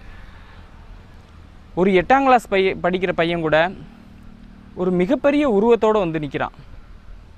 எங்கே பார்த்தாலும் ஒபிசிட்டி, இந்த உடல் பருமன், இதுக்கு என்ன தான் தீர்வு அப்படின்னு சொல்லி தீர்வை நோக்கி அலைன்னு அலைகிறாங்க. கண்ட சப்ளிமெண்ட்ரியெல்லாம் சாப்பிட்டுக்கிட்டே இருக்கிறாங்க. கண்ட சப்ளிமெண்ட்ரியெல்லாம் சாப்பிட்டு உடம்பு குறைஞ்சிரும். ஆனால் வேறு ஒரு பிரச்சனை வரும். எப்படி அப்படின்னா, இப்போ இந்த உடம்பை குறைக்கிறோம் நீங்கள் வாங்க அப்படின்னு சொல்லி நம்ம ரோட்டோரத்தில் கொடையை வச்சுக்கிட்டுலாம் நிறைய பேர் நிற்பாங்க. பண போதை வணிக முறையில் நம்மளை ஈர்க்கிறதுக்காக, சப்ளிமெண்ட்ரிகளை நம்மளுக்கு திணிக்கிறதுக்காக கொடையை வச்சுட்டு ஃப்ரீயாக வெயிட் செக்கப் பண்ணுறேன், ஃப்ரீயாக ஹைட் செக்கப் பண்ணுறேன் அப்படின்னு சொல்லி இலவசமாக நான் செய்கிறேன் அப்படின்னு சொல்லி கூப்பிடுவாங்க. இதையெல்லாம் நம்பி சில பேர் போய் அவங்க கொடுக்குற சப்ளிமெண்ட்ரியை ஆயிரக்கணக்கில் பணம் வாங்கிட்டு அவங்க கொடுக்கக்கூடிய ஃபுட் சப்ளிமெண்ட்ரியை சாப்பிட்டு உடம்பும் குறைஞ்சிரும். நல்ல ரிசல்ட் இருக்குது, சூப்பர் ரிசல்ட்டு சார், எப்படி இருந்தேன்னா இப்படி ஆகிட்டேன் பாருங்கள் அப்படின்னு சொல்லி ஃபோட்டோவையெல்லாம் போட்டு காமிச்சிருப்பாங்க. உடம்பு குறைஞ்சிரும். ஆனால் வேறு ஒரு விளைவுகளை கொஞ்ச நாள் சென்று வேறு ஒரு கடுமையான விளைவுகளை, கிட்னி சட்னியாக இருக்கும், இந்த மாதிரியான எதனாலும் ஒரு விளைவுகளை அந்த சப்ளிமெண்ட்ரி ஏற்படுத்தியிருக்கும். அதனால் எந்த சப்ளிமெண்ட்ரியும் சாப்பிட்டு உடம்பை குறைக்கிறேன் அல்லது உடம்பை கூட்டுறேன் அப்படின்னு நீங்கள் போகக்கூடாது. உடம்பு குண்டாக இருக்கீங்க அப்படின்னா நீங்கள் நித்திய பஞ்சசுத்தி முறை பின்பற்றுங்க, உடம்பு ஒல்லியாயிருவீங்க. உடம்பு குண்டாகிறதுக்கு மட்டும் நித்திய பஞ்சசுத்தி முறை கிடையாது. ஒரு ஒல்லியாக இருக்கிற பையன் குண்டாகிறதுக்கும் நித்திய பஞ்சசுத்தி முறை தான். இரண்டுக்குமே நித்திய பஞ்சசுத்தி முறை தான். எப்படி உடம்பு குண்டாக இருக்கிற பையனுக்கும் உடம்பு ஒல்லியாக இருக்கிற பையனுக்கு ரெண்டு பேருக்குமே ஒரே மருத்துவம் சரியாகும் அப்படின்னா சரியாகும். ஒரு பையன் எத்தனை கிலோவில் இருக்கணும் அப்படின்னு எந்த மருத்துவராலும் சொல்ல முடியாது, அந்த பையனாலும் சொல்ல முடியாது. அந்த பையனுடைய பரம்பரை சார்ந்து, அந்த பையனுடைய வாழ்விடம் சார்ந்து எத்தனை கிலோவில் அவன் உடம்பை வச்சுருக்கணும் அப்படின்னு அவனுடைய உடம்புக்கு தான் தெரியும். அவனோட உடம்போட அந்த அறிவை மீட்டெடுக்கக்கூடியது தான் இந்த நித்திய பஞ்ச சுத்தி முறை. குண்டாக இருக்கிற பையன் ஒல்லியாகணும் அப்படின்னா நித்திய பஞ்ச சுத்தி முறை பின்பற்றிகிட்டே வந்தேன் அப்படின்னா தேவையில்லாத சதைகள் எல்லாம் உடம்பை விட்டு கலண்டு போய் உடம்பு ஒல்லியாயிரும். தேவையான உடம்பு வாகோட அந்த உடம்பு வந்துடும். அதே மாதிரி சில பசங்க நறுங்கி போய் கிடப்பாங்க, ரொம்ப நோஞ்சானா ஒல்லியாக இருப்பாங்க. அவங்கெல்லாம் வந்து நித்திய பஞ்ச சுத்தி முறை பின்பற்றினாங்க அப்படின்னா எந்த அளவில் சதையை ஏற்படுத்தணுமோ அந்த அளவில் சதையை ஏற்படுத்தும் நித்திய பஞ்ச சுத்தி முறை. இது வேகமாக செயல்படணும், நித்திய பஞ்ச சுத்தி முறை பின்பற்றிக்கிட்டு உடம்பை வேகமாக குறைக்கணும் அப்படின்னு நீங்கள் ஆசைப்பட்டீங்க அப்படின்னா ஒரு மருந்து எடுத்துக்கலாம். என்ன மருந்து அப்படின்னா நம்ம தமிழ் சொல்லி கொடுத்த மருந்து தாங்க, வேறு ஒன்றும் இல்லை. ஒரு பழமொழியை அழகாக சொல்லிட்டு போயிருப்பாங்க, கொளுத்தவனுக்கு கொள்ளு, இளைச்சவனுக்கு எள்ளு, இவ்வளோ தான் விஷயம். தினம் தினம் கொள்ளு சட்னி, கொள்ளு ரசம், கொள்ளு கூட்டு, இந்த மாதிரி தினம் தினம் ஏதாவது ஒரு வகையில் கொள்ளு பயிரை எடுத்துகிட்டே வாங்க. நித்திய பஞ்ச சுத்தி முறையோட உடம்பு குறைஞ்சிருவீங்க. ஒல்லியாக இருக்கிற பசங்க தினம் தினம் நித்திய பஞ்ச சுத்தி முறை பின்பற்றிக்கிட்டு எள்ளுருண்டை இருக்கு இல்லையா, எள்ளும் கருப்பட்டியும் இடித்து உருண்டையாக எள்ளுருண்டை பண்ணியிருப்போம். அந்த எள்ளுருண்டையை ஒரு நாளைக்கு 6 எள்ளுருண்டை, வெவ்வேறு நேரங்களில் ஒரு நாளைக்கு ஒரு 6 எள்ளுருண்டையை நல்லா சுவைத்து சாப்பிடுங்க. மென்று சுவைத்து சாப்பிடுங்க, போதும். உடம்பு வந்து கொஞ்சம் கொஞ்சமாக கூட ஆரம்பிச்சிடும். அப்போ குண்டாக இருக்கிற பையனுக்கும் ஒல்லியாக இருக்கிற பையன் 2 பேருக்குமே நித்திய பஞ்ச சுத்தி முறை ஒரு மிகச்சிறந்த மிக அருமையான தீர்வாக அமையும். இதை விட சப்ளிமெண்ட்ரி சாப்பிட்றோம் அப்படின்னு சொல்லி நீங்கள் போனீங்க அப்படின்னா பல்வேறு பக்க விளைவுகளை சந்திக்க நேரும். இப்படி தான் ஒரு நண்பர் வந்து சப்ளிமெண்ட்ரி மூலமாக உங்களுடைய ஹைட்டு, வெயிட்டு, உங்களுடைய கொழுப்பினுடைய அளவு எல்லாத்தையும் செக்கப் பண்ணுறோம், இலவசமாக செக்கப் பண்ணுறோம் அப்படின்னு சொல்லி கூப்பிட்டாங்க. அவரும் போய் செக் பண்ணார் எல்லாத்தையும். உங்கள் உடம்புல கொழுப்பு அதிகமாக இருக்குது, உடம்பு தேவையான அளவுக்கு மேலே கூட கொழுப்பு இருக்குது, இதையெல்லாம் கரைக்கணும், உங்களுக்கு இல்லைன்னா பல்வேறு நோய்கள் வரும், பின்னாடி ரொம்ப கஷ்டப்படுவீங்க அப்படின்னு சொல்லி நிறைய பயன்படுத்தி சப்ளிமெண்ட்ரியே கொடுக்க ஆரம்பிச்சிட்டாங்க. உணவு கட்டுப்பாடு அப்படின்னு ஒன்று திணிக்க ஆரம்பிச்சிட்டாங்க. அவர் அந்த சப்ளிமெண்ட்ரி சாப்பிட்டுட்டு உணவு கட்டுப்பாடோடு வாழ்ந்தார். கொஞ்ச நாளில் என்னாச்சு தெரியுமா, ஒரு 4 நாளையிலேயே அவர் வந்து ஒரு 2 வீலர் மெக்கானிக் ஷாப் வச்சுருக்கார். போய் ஸ்பானர் பிடிச்சிருக்காரு, விரல் இப்படியே நின்றுக்கிடுச்சு. மறுபடியும் அவர் விரலை எடுத்து விட்டுட்டு அப்புறமா நம்மகிட்ட கூட்டிகிட்டு வந்தாங்க, நம்ம பயிலரங்கத்துக்கு கூட்டிகிட்டு வந்தாங்க. உங்களுக்கு பிடிச்சதை சாப்பிடுங்கண்ணே, என்ன பிடிக்குதோ அதை சாப்பிடுங்க, எவ்வளவு தேவையோ அதை சாப்பிடுங்க, உணவு கட்டுப்பாடு அப்படின்னு ஒன்று எதையுமே வச்சுக்கிறாதீங்க, தேவையே இல்லை, நம்மளுக்கு பிடிச்சதை நல்லா சாப்பிடுங்க, நித்திய பஞ்ச சுத்தி முறை பின்பற்றுங்க, போதும், நீங்கள் ஆரோக்கியமாக வாழ்வீங்க, நீங்கள் நல்லா இருக்கீங்க, எதுவுமே உங்களுக்கு குறை கிடையாது, மனசை போட்டு குழப்பிக்கிறாதீங்க அப்படின்னு சொல்லி அனுப்பிச்சி வச்சேன். ஒரு 2 வருஷத்துக்கு முன்னாடி வந்தார் அவர். இன்றைக்கி வரைக்கும் ஆரோக்கியமாக தான் வாழ்ந்துட்டுருக்கிறார். இதோட நிறைய பயமுடுத்தி நம்மளை பணம் பறித்து நோயாளியாக மாற்றுவதிலேயே பணம் பறிக்கக்கூடிய, பண போதையை ஏற்படுத்தக்கூடிய பல்வேறு கம்பெனிகளும் பல்வேறு மருத்துவர்களும் தயாராக இருக்கிறாங்க. அவங்கள்ட்ட இருந்து தப்பிச்சு ஜாக்கிரதையாக ஆரோக்கியமாக வாழ வேண்டிய பொறுப்பும் கடமையும் நமக்கு தான் இருக்குது. இந்த ஃபுட் சப்ளிமெண்ட்ரி அப்படின்னு விற்கிறாங்க இல்லையா, இதை பற்றி உங்களுக்கு ஒரு விஷயத்தை நான் ரொம்ப தெளிவுபடுத்த வேண்டியிருக்கு. ஏன்னா ஃபுட் சப்ளிமெண்ட்ரி அப்படின்னு சொல்லி கம்பெனிகள்லாம் நம்மளை நிறைய ஏமாற்றிக்கிட்டு இருக்காங்க. சமீபத்தில் நம்மளை 100க்கு 200% முட்டாளாக்கின, அடிமுட்டாளாக்கின ஒரு ஃபுட் சப்ளிமெண்ட்ரி என்ன அப்படின்னா நோனி அப்படிங்கிற ஃபுட் சப்ளிமெண்ட்ரி. நோனி ஒரு சர்வரோக நிவாரணி. இந்த நோனியை நீங்கள் சாப்பிட்டீங்க அப்படின்னா எந்த நோயாக இருந்தாலும் உங்களுக்கு குணமாயிரும் அப்படின்னு பொய் சொல்லி நம்மளை ஏமாற்றி விற்றுட்ருக்குறாங்க.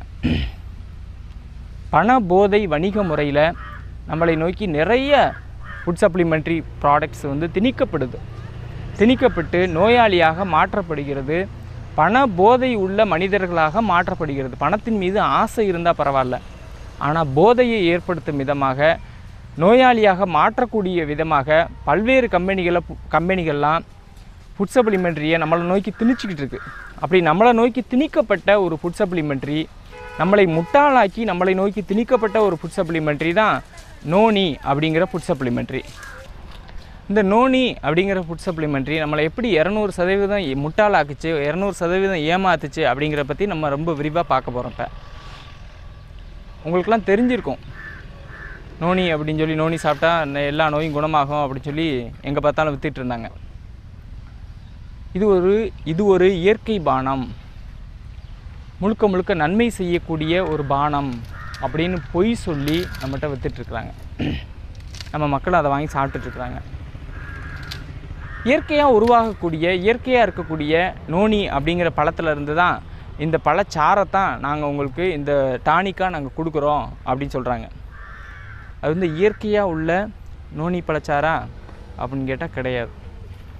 முதல்ல நோனினா என்ன அப்படின்னா, மஞ்சனத்தி மரம் தான் நோனி அப்படின்னு சொல்கிறாங்க. நம்ம மஞ்சள் கடம்பு அப்படின்னு சொல்லுவோம். மஞ்சள் கடம்பு அப்படின்னா என்ன அப்படின்னா, இப்போ சொக்கநாத பெருமானுடைய ஸ்தல விருட்சகம், அந்த தலத்திற்கான மரம் மஞ்சள் கடம்பு மரம், அதுதான் மஞ்சனத்தி மரம். அந்த மஞ்சனத்தி மரத்தினுடைய பழம்தான் நோனி பழம் அப்படிங்கிறாங்க. அந்த பழம் எப்படி இருக்கும் அப்படின்னா, பச்சை கலர் காய் காய்க்கும், வெள்ளை கலர் பூ பூக்கும், பச்சை கலர் காயாக காய்க்கும், அடுத்து வந்து கருப்பு கலராக பழுக்கும். அந்த பழம் கீழே விழுந்துச்சு அப்படின்னா, ஒரு காக்கா வந்து கக்கா போனால் எப்படி இருக்கும் அந்த மாதிரியான ஒரு அருவருப்பு தன்மையை ஏற்படுத்தும் விதமாக இருக்கும். அதை சாப்பிட முடியாத அளவில் வேறு ஒரு சுவை வடிவத்தில் இருக்கும். இந்த பழத்தை எடுத்து நாங்கள் ஜூஸ் பண்ணி நீங்கள் ஆரோக்கியமாக இருக்கிறதுக்காக கொடுத்துருக்கோம் அப்படின்னு அவங்க பொய் சொல்கிறாங்க. அவங்க கொடுக்குற நோனி பழம் அப்படிங்கிறது நம்மளுடைய இந்த மஞ்சனத்தி பழம் இல்லை, ஹைப்ரிட் செய்யப்பட்ட ஒரு பழம். அதுவும் எந்த மண்ணில் விளைஞ்ச நுணா பழத்தை அடிப்படையாக வச்சு ஹைப்ரிட் பண்ணியிருக்காங்க, ஒரு புதிய ஒரு ரகத்தை உருவாக்கியிருக்காங்க அப்படின்னா, வேற்று கண்டத்தில் இருக்கக்கூடிய ஒரு நுணா மரத்தை அடிப்படையாக கொண்டு ஹைப்ரிட் பண்ணி ஒரு புது விதமான மலட்டுத்தன்மை மிகுந்த ஒரு புது விதமான அந்த நுணா மரத்தை உருவாக்குறாங்க. அதிலிருந்து வரக்கூடிய மலட்டுத்தன்மை நிறைந்த அந்த நுணா பழத்தை சாரெடுத்து நம்மளை ஆரோக்கியமாக வாழ வைக்கிறோம்னு பொய் சொல்லி நம்மளுக்கு கொடுக்குறாங்க. அந்த ஹைப்ரிட் பண்ண பழத்தையும் நுணா பழத்தையும் அப்படியே சாறு எடுத்து கொடுக்கல, அந்த சாரில் நிறையா ப்ரிசர்வேட்டிவ் கெமிக்கல் எல்லாம் கலந்து, சர்க்கரையெல்லாம் கலந்து நம்மளுக்கு கொடுக்குறாங்க. ஆனால் அவங்க சொல்கிறது என்ன அப்படின்னா, இதில் எந்த விதமான நச்சுக்களும் கலக்கலை, ப்ரிசர்வேட்டிவ் கெமிக்கல் அந்த மாதிரி எதுவுமே நாங்கள் கலக்கலை அப்படின்னு சொல்லியிருப்பாங்க. அப்போ என்ன கலந்துருக்கீங்க அப்படின்னு கேட்டால், டயட்ரி சப்ளிமெண்ட்ரி அப்படின்னு அதில் எழுதியிருப்பாங்க. சரி, இந்த டயட்ரி சப்ளிமெண்ட்ரினா என்னன்னு கேட்டோம் அப்படின்னா, அதுக்கு டெஃபினேஷன் அப்படிங்கிற பேரில், அதுக்கு விளக்கம் அப்படிங்கிற பேரில் சில ப்ரிசர்வேட்டிவ்லாம் சொல்லுவாங்க. இப்போ இந்த ப்ரிசர்வேட்டிவ்லாம் வந்து நோயாத்தான் மாறுமே ஒழிய நோயை போக்காது. இயற்கையான நோனி பழச்சாறு கொடுக்கல, ஹைப்ரிட் பண்ண நோனி பழச்சாறு அதையும் அப்படியே கொடுக்கல, நச்சு கலந்து ப்ரிசர்வேட்டிவ் கலந்து நம்மளுக்கு கொடுக்குறாங்க. ப்ரிசர்வேட்டிவ் கலக்கலைன்னு பொய் சொல்லி கொடுக்குறாங்க.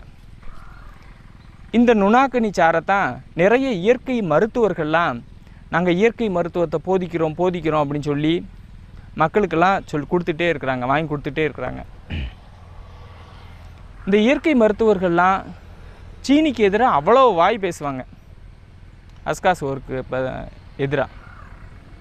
ஆனால் இந்த சுகர் பேஸில் தான் அந்த டானிக்கே செய்யப்படுது, அந்த நுணா டானிக்கு அப்படிங்கிறதே செய்யப்படுது.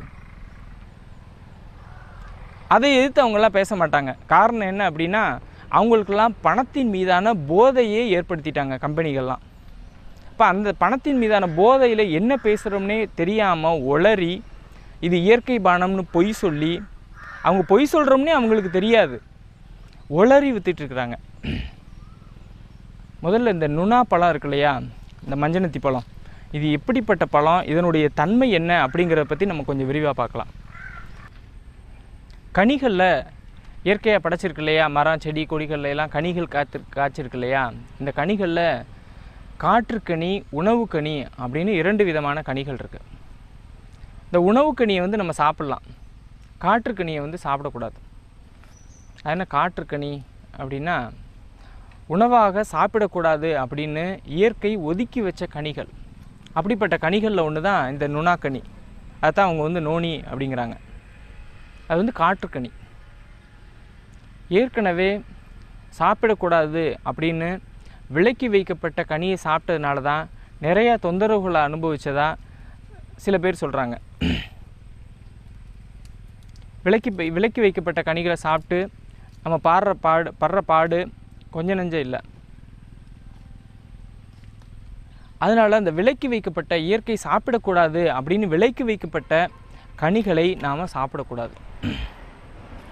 இப்போ இந்த நுணாக்கனி அப்படிங்கிறது சாப்பிடக்கூடாது அப்படின்னு இயற்கை விலக்கி வைக்கப்பட்டிருக்கு, இயற்கையால் விலக்கி வைக்கப்பட்டிருக்கு.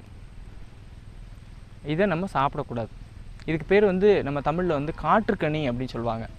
காற்றுக்கனினா என்ன அப்படின்னா, காற்றில் பரவக்கூடிய நோய்களை கட்டுப்படுத்தக்கூடிய கனி அப்படின்னு பேர். காற்றில் வந்து இந்த பிளேக்கு, காலரா இந்த மாதிரியெல்லாம் நோய்கள் வருது இல்லையா, பரவுது இல்லையா, இந்த மாதிரியான நோய்கள்லாம் பரவாமல் இருக்கிறதுக்காக அந்த காலத்தில் நம்மளுடைய முன்னோர்கள் என்ன பண்ணாங்க, இந்த நுணாக்கனியை எடுத்து முரசுகளில் தடவி மாடங்களில் ஏறி நின்று முரசு அடிச்சிருக்காங்க. திருவிழாக்களில் முரசு அடிச்சிருக்காங்க. அந்த முரசை அடிக்கிறதுனால அந்த கனியினுடைய உயிராற்றல், மருத்துவத்தன்மை, உயிர்மை தன்மை காற்றில் பரவக்கூடிய நோய்கள்லேருந்து நம்மளை காப்பாற்றிருக்கு, மக்களை காப்பாற்றி வாழ வச்சுருக்கு.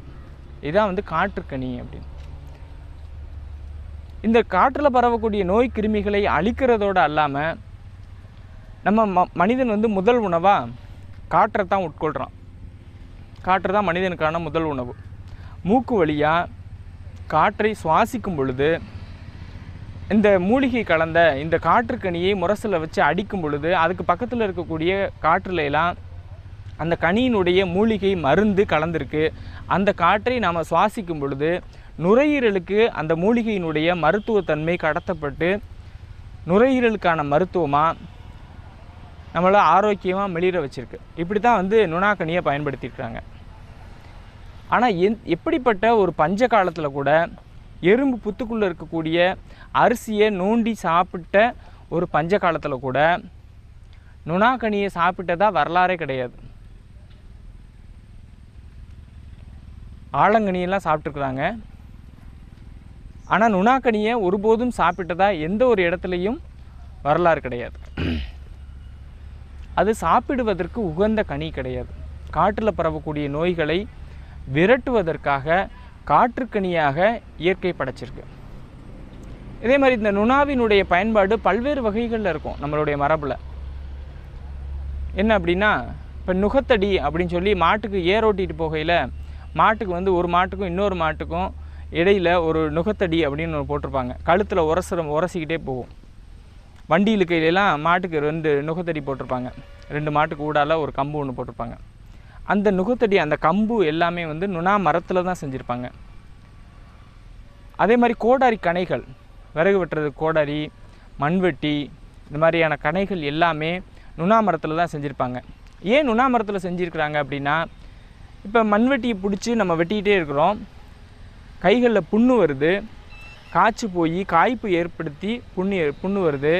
மாடு வண்டி இழுக்கும் பொழுது மாட்டினுடைய கழுத்தில் காய்ப்பு ஏற்படுத்தி புண்ணு வருது. அந்த புண்ணுக்கு மருந்தாக அந்த மரமே பயன்படும், அந்த நுணா மரமே பயன்படும். ஏன்னா நுணா மரம், நுணா காய், நுணா பழம், நுணா இலை இதெல்லாம் வந்து தோல் வியாதிகளுக்கான மேல் பூச்சு மருந்தாக நம்ம மரபில் பின்பற்றிட்டு வந்திருக்கிறோம். மேகம், கிரந்தம் அப்படின்லாம் சொல்கிறாங்க இல்லையா, நோய்கள், தோல் நோய்கள் சொல்கிறாங்க இல்லையா, இந்த தோல் நோய்களுக்கு மருந்தாக, மேல் பூச்சு மருந்தாக இந்த நுணா பழத்தை பயன்படுத்தியிருக்கிறாங்க. இந்த நுணா பழத்தை நம்ம மண் குளிக்கிறோம் இல்லையா, இப்போ சேத்தாண்டி வேஷம் போட்டுட்டு சாமி தரிசனம் பண்ணக்கூடிய மரபெல்லாம் நம்மகிட்ட உண்டு. உடம்பு பூரா சேரை பூசிக்கிட்டு சாமி தரிசனம் பண்ணிட்டு வந்து குளிப்பாங்க. அப்போ அந்த மண்ணை நம்ம உடம்புல பூசி இருக்கும் பொழுது அந்த மண்ணினால் நம்மளுடைய உடம்புல உள்ள தோல் நோய்கள் எல்லாம் சரியாகும். இதே மாதிரி தோல் நோய் இருக்கிறவங்க இந்த நுணா பழத்தை மண்ணோட கலந்து, இந்த சோரியாசிஸு, சொங்கு சொறி, இந்த மாதிரியான நோய் இருக்கிறவங்க நல்ல களிமண்ணோட அல்லது புத்து மண்ணோட புத்து மண்ணை எடுத்துகிட்டு வந்து இடித்து சலித்த புத்து மண்ணோட இந்த நுணா பழம், அடுத்து குப்பை மேனி, இது எல்லாத்தையும் அரைச்சி கலந்து இதை நம்ம உடம்புல பூசி சூரிய ஒளி படுமாறு ஒரு மணி நேரம் காய வச்சு அதுக்கு பின்னாடி போய் குளித்தோம் அப்படின்னா இந்த உடம்பினுடைய தோலினுடைய நிறக்குருடு, சோரியாசிஸ் நோய் அதிலிருந்தெல்லாம் சீக்கிரமாக மீண்டு வந்துடுவாங்க. இந்த மாதிரி வெளிப்பூச்சி மருந்துகளாக நுணா மருந்தை பயன்படுத்தியிருக்கிறாங்க.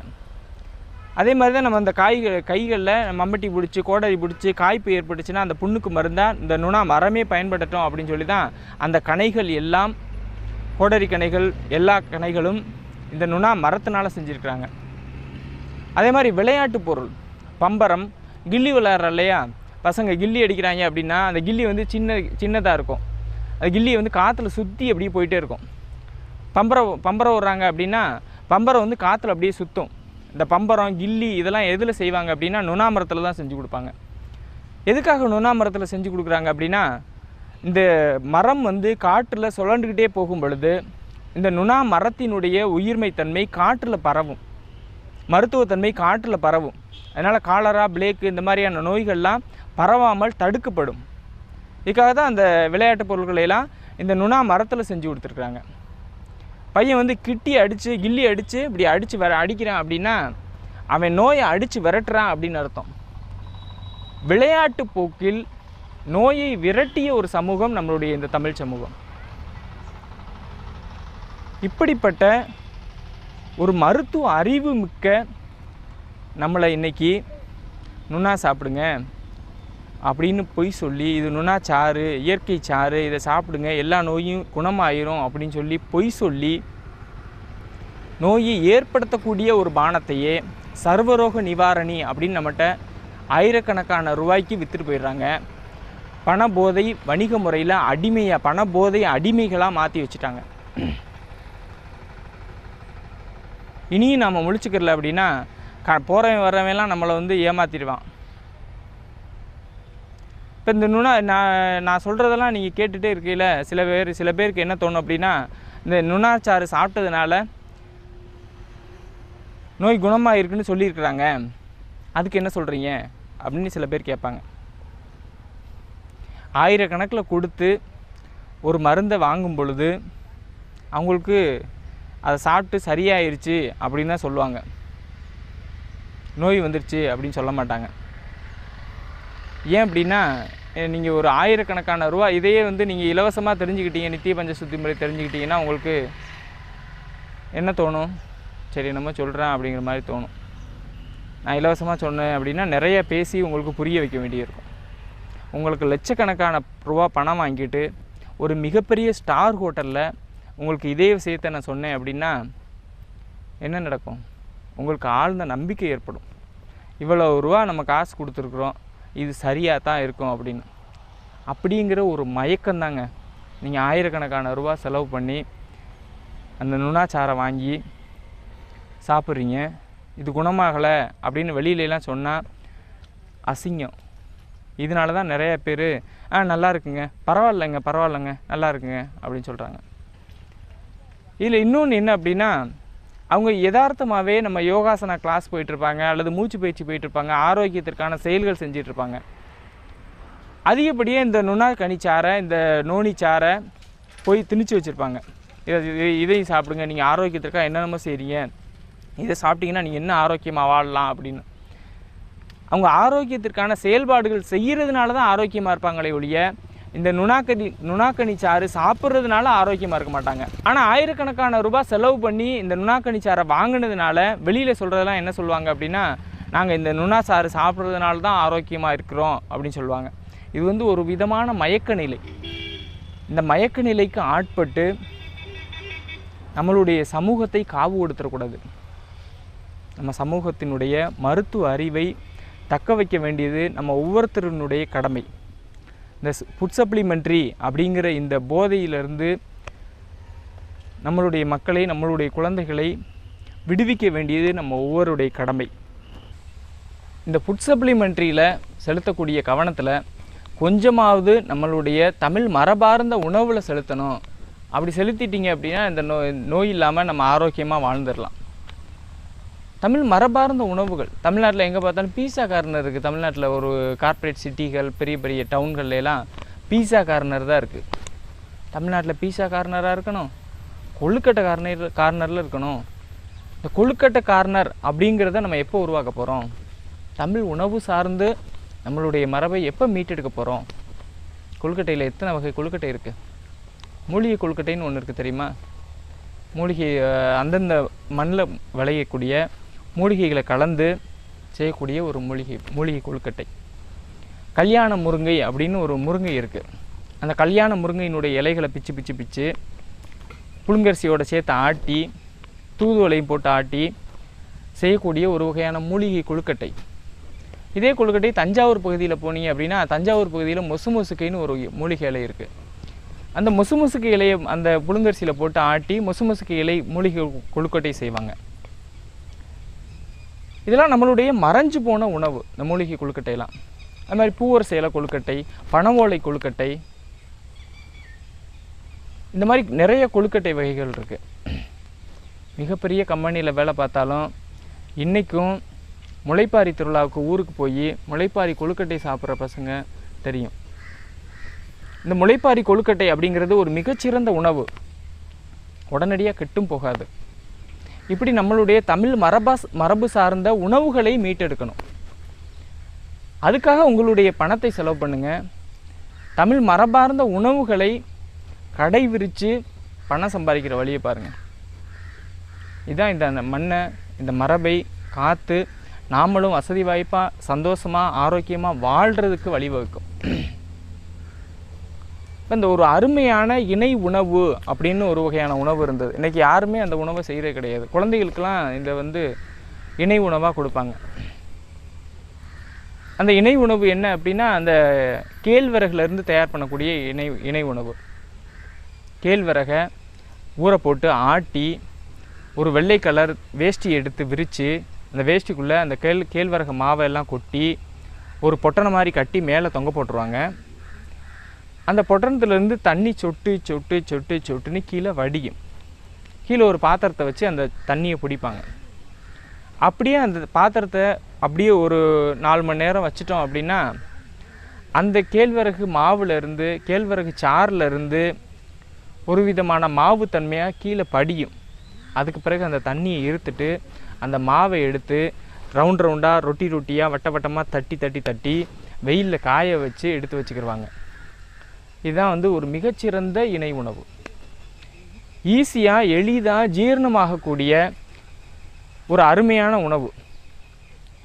கொஞ்சோண்டு அந்த ரொட்டியில் பிட்டு போட்டு கொஞ்சோண்டு தண்ணி ஊற்றிட்டா பொதுமி நிறையா வந்துடும்.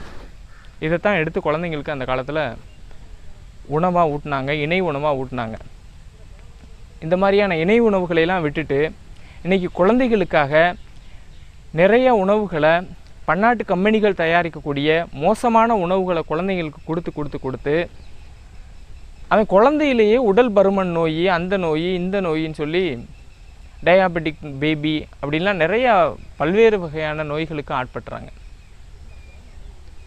இந்த நம்ம மரபு சார்ந்த இந்த உணவு வகைகளை நம்ம மீட்டெடுத்து நம்ம ஆரோக்கியமாக உண்டு மகிழ்ந்தால் போதும்.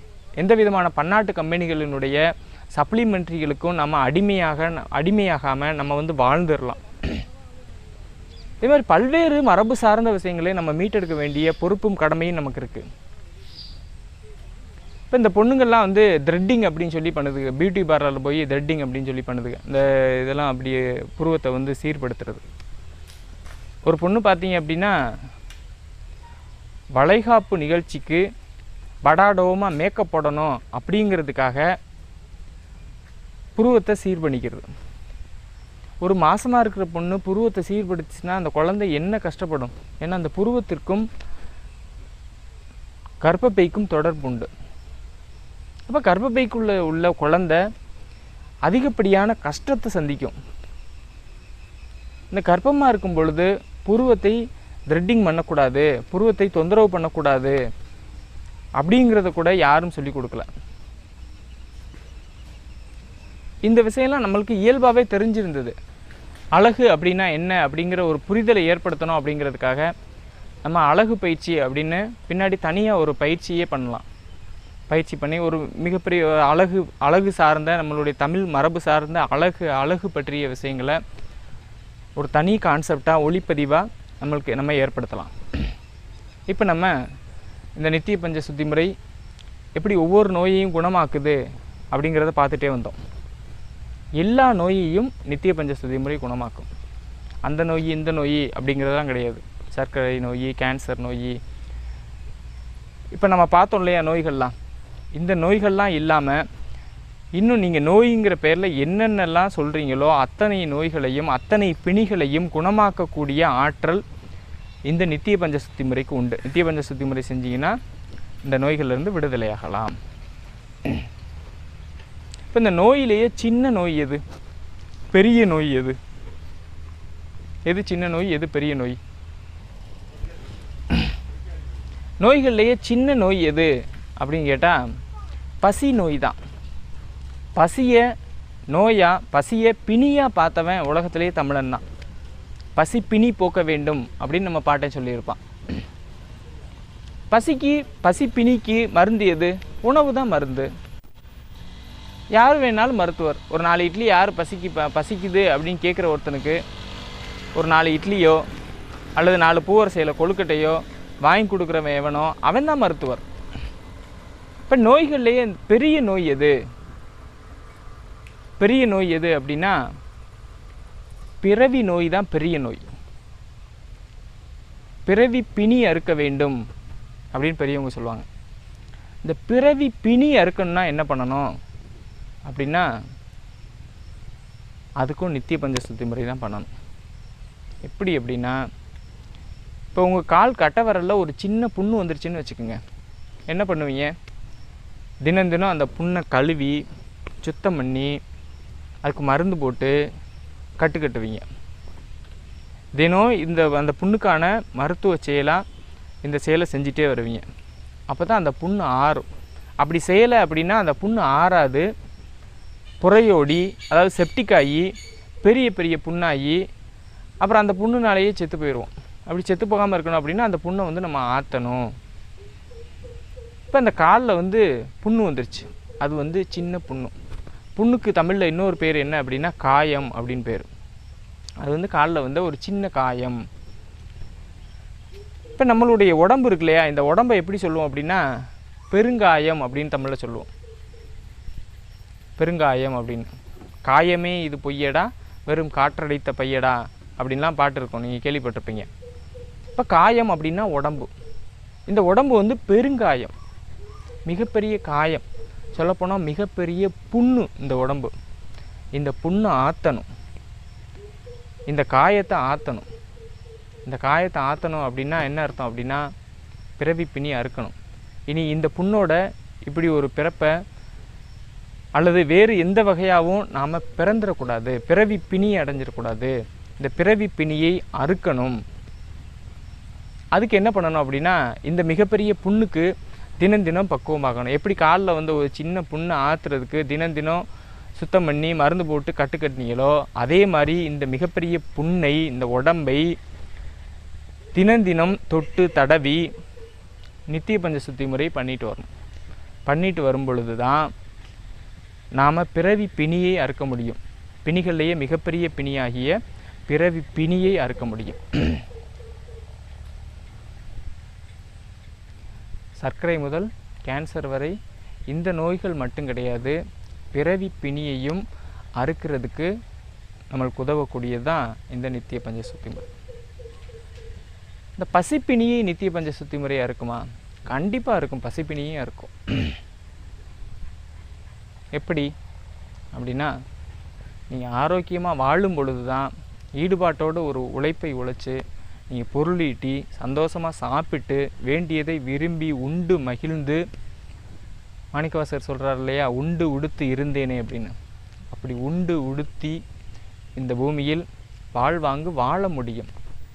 வாழ்வாங்கு வாழ்ந்தீங்க அப்படின்னா தான் உங்களுடைய ஆசைகள் எல்லாம் அனுபவித்த பிறகு, ஆசைகளை எல்லாம் கடந்து போன பிறகு இறைவனினுடைய திருவடிக்கு, அதாவது பிறப்பிருக்கும் நிலைக்கு நம்மளால் செல்ல முடியும். ஆக மிகச்சிறிய நோயாகிய பசி நோயிலிருந்து மிகப்பெரிய நோயாகிய பிறவி நோய் வரைக்கும் எல்லா நோய்களையும் போக்கக்கூடிய தன்மை நித்திய பஞ்ச சுத்தி முறைக்கு உண்டு. சர்க்கரை முதல் கேன்சர் வரை அப்படின்னு போடுறது போக பசிப்பினி முதல் பிறவி பிணி வரை எல்லா நோய்களையும் போக்கக்கூடியது தான் இந்த நித்திய பஞ்ச சுத்தி முறை. நித்திய பஞ்ச சுத்தி முறை பண்ணால் எல்லா நோய்களையும் குணமாகிடலாம் அப்படின்னு சொல்கிறீங்களே, இதுக்கு என்ன ஆதாரம்? இதுக்கு என்ன ஆதாரம் அப்படின்னா, கடந்த 4 வருஷமாக இந்த நித்திய பஞ்ச சுத்தி முறை மருத்துவத்தை சொல்லிக்கிட்டே இருக்கிறேன். பார்க்குற எல்லாருக்கும் சொல்லிக்கிட்டே இருக்கிறேன். புத்தகமாக எழுதியிருக்கிறேன். நிறைய புத்தகம் விற்பனை ஆகிருக்கு. நிறைய மக்கள்கிட்ட இந்த நித்திய பஞ்ச சுத்தி முறை போயிருக்கு. நிறைய பேர் பின்பற்றுறாங்க, ஆரோக்கியமாக வாழ்கிறாங்க.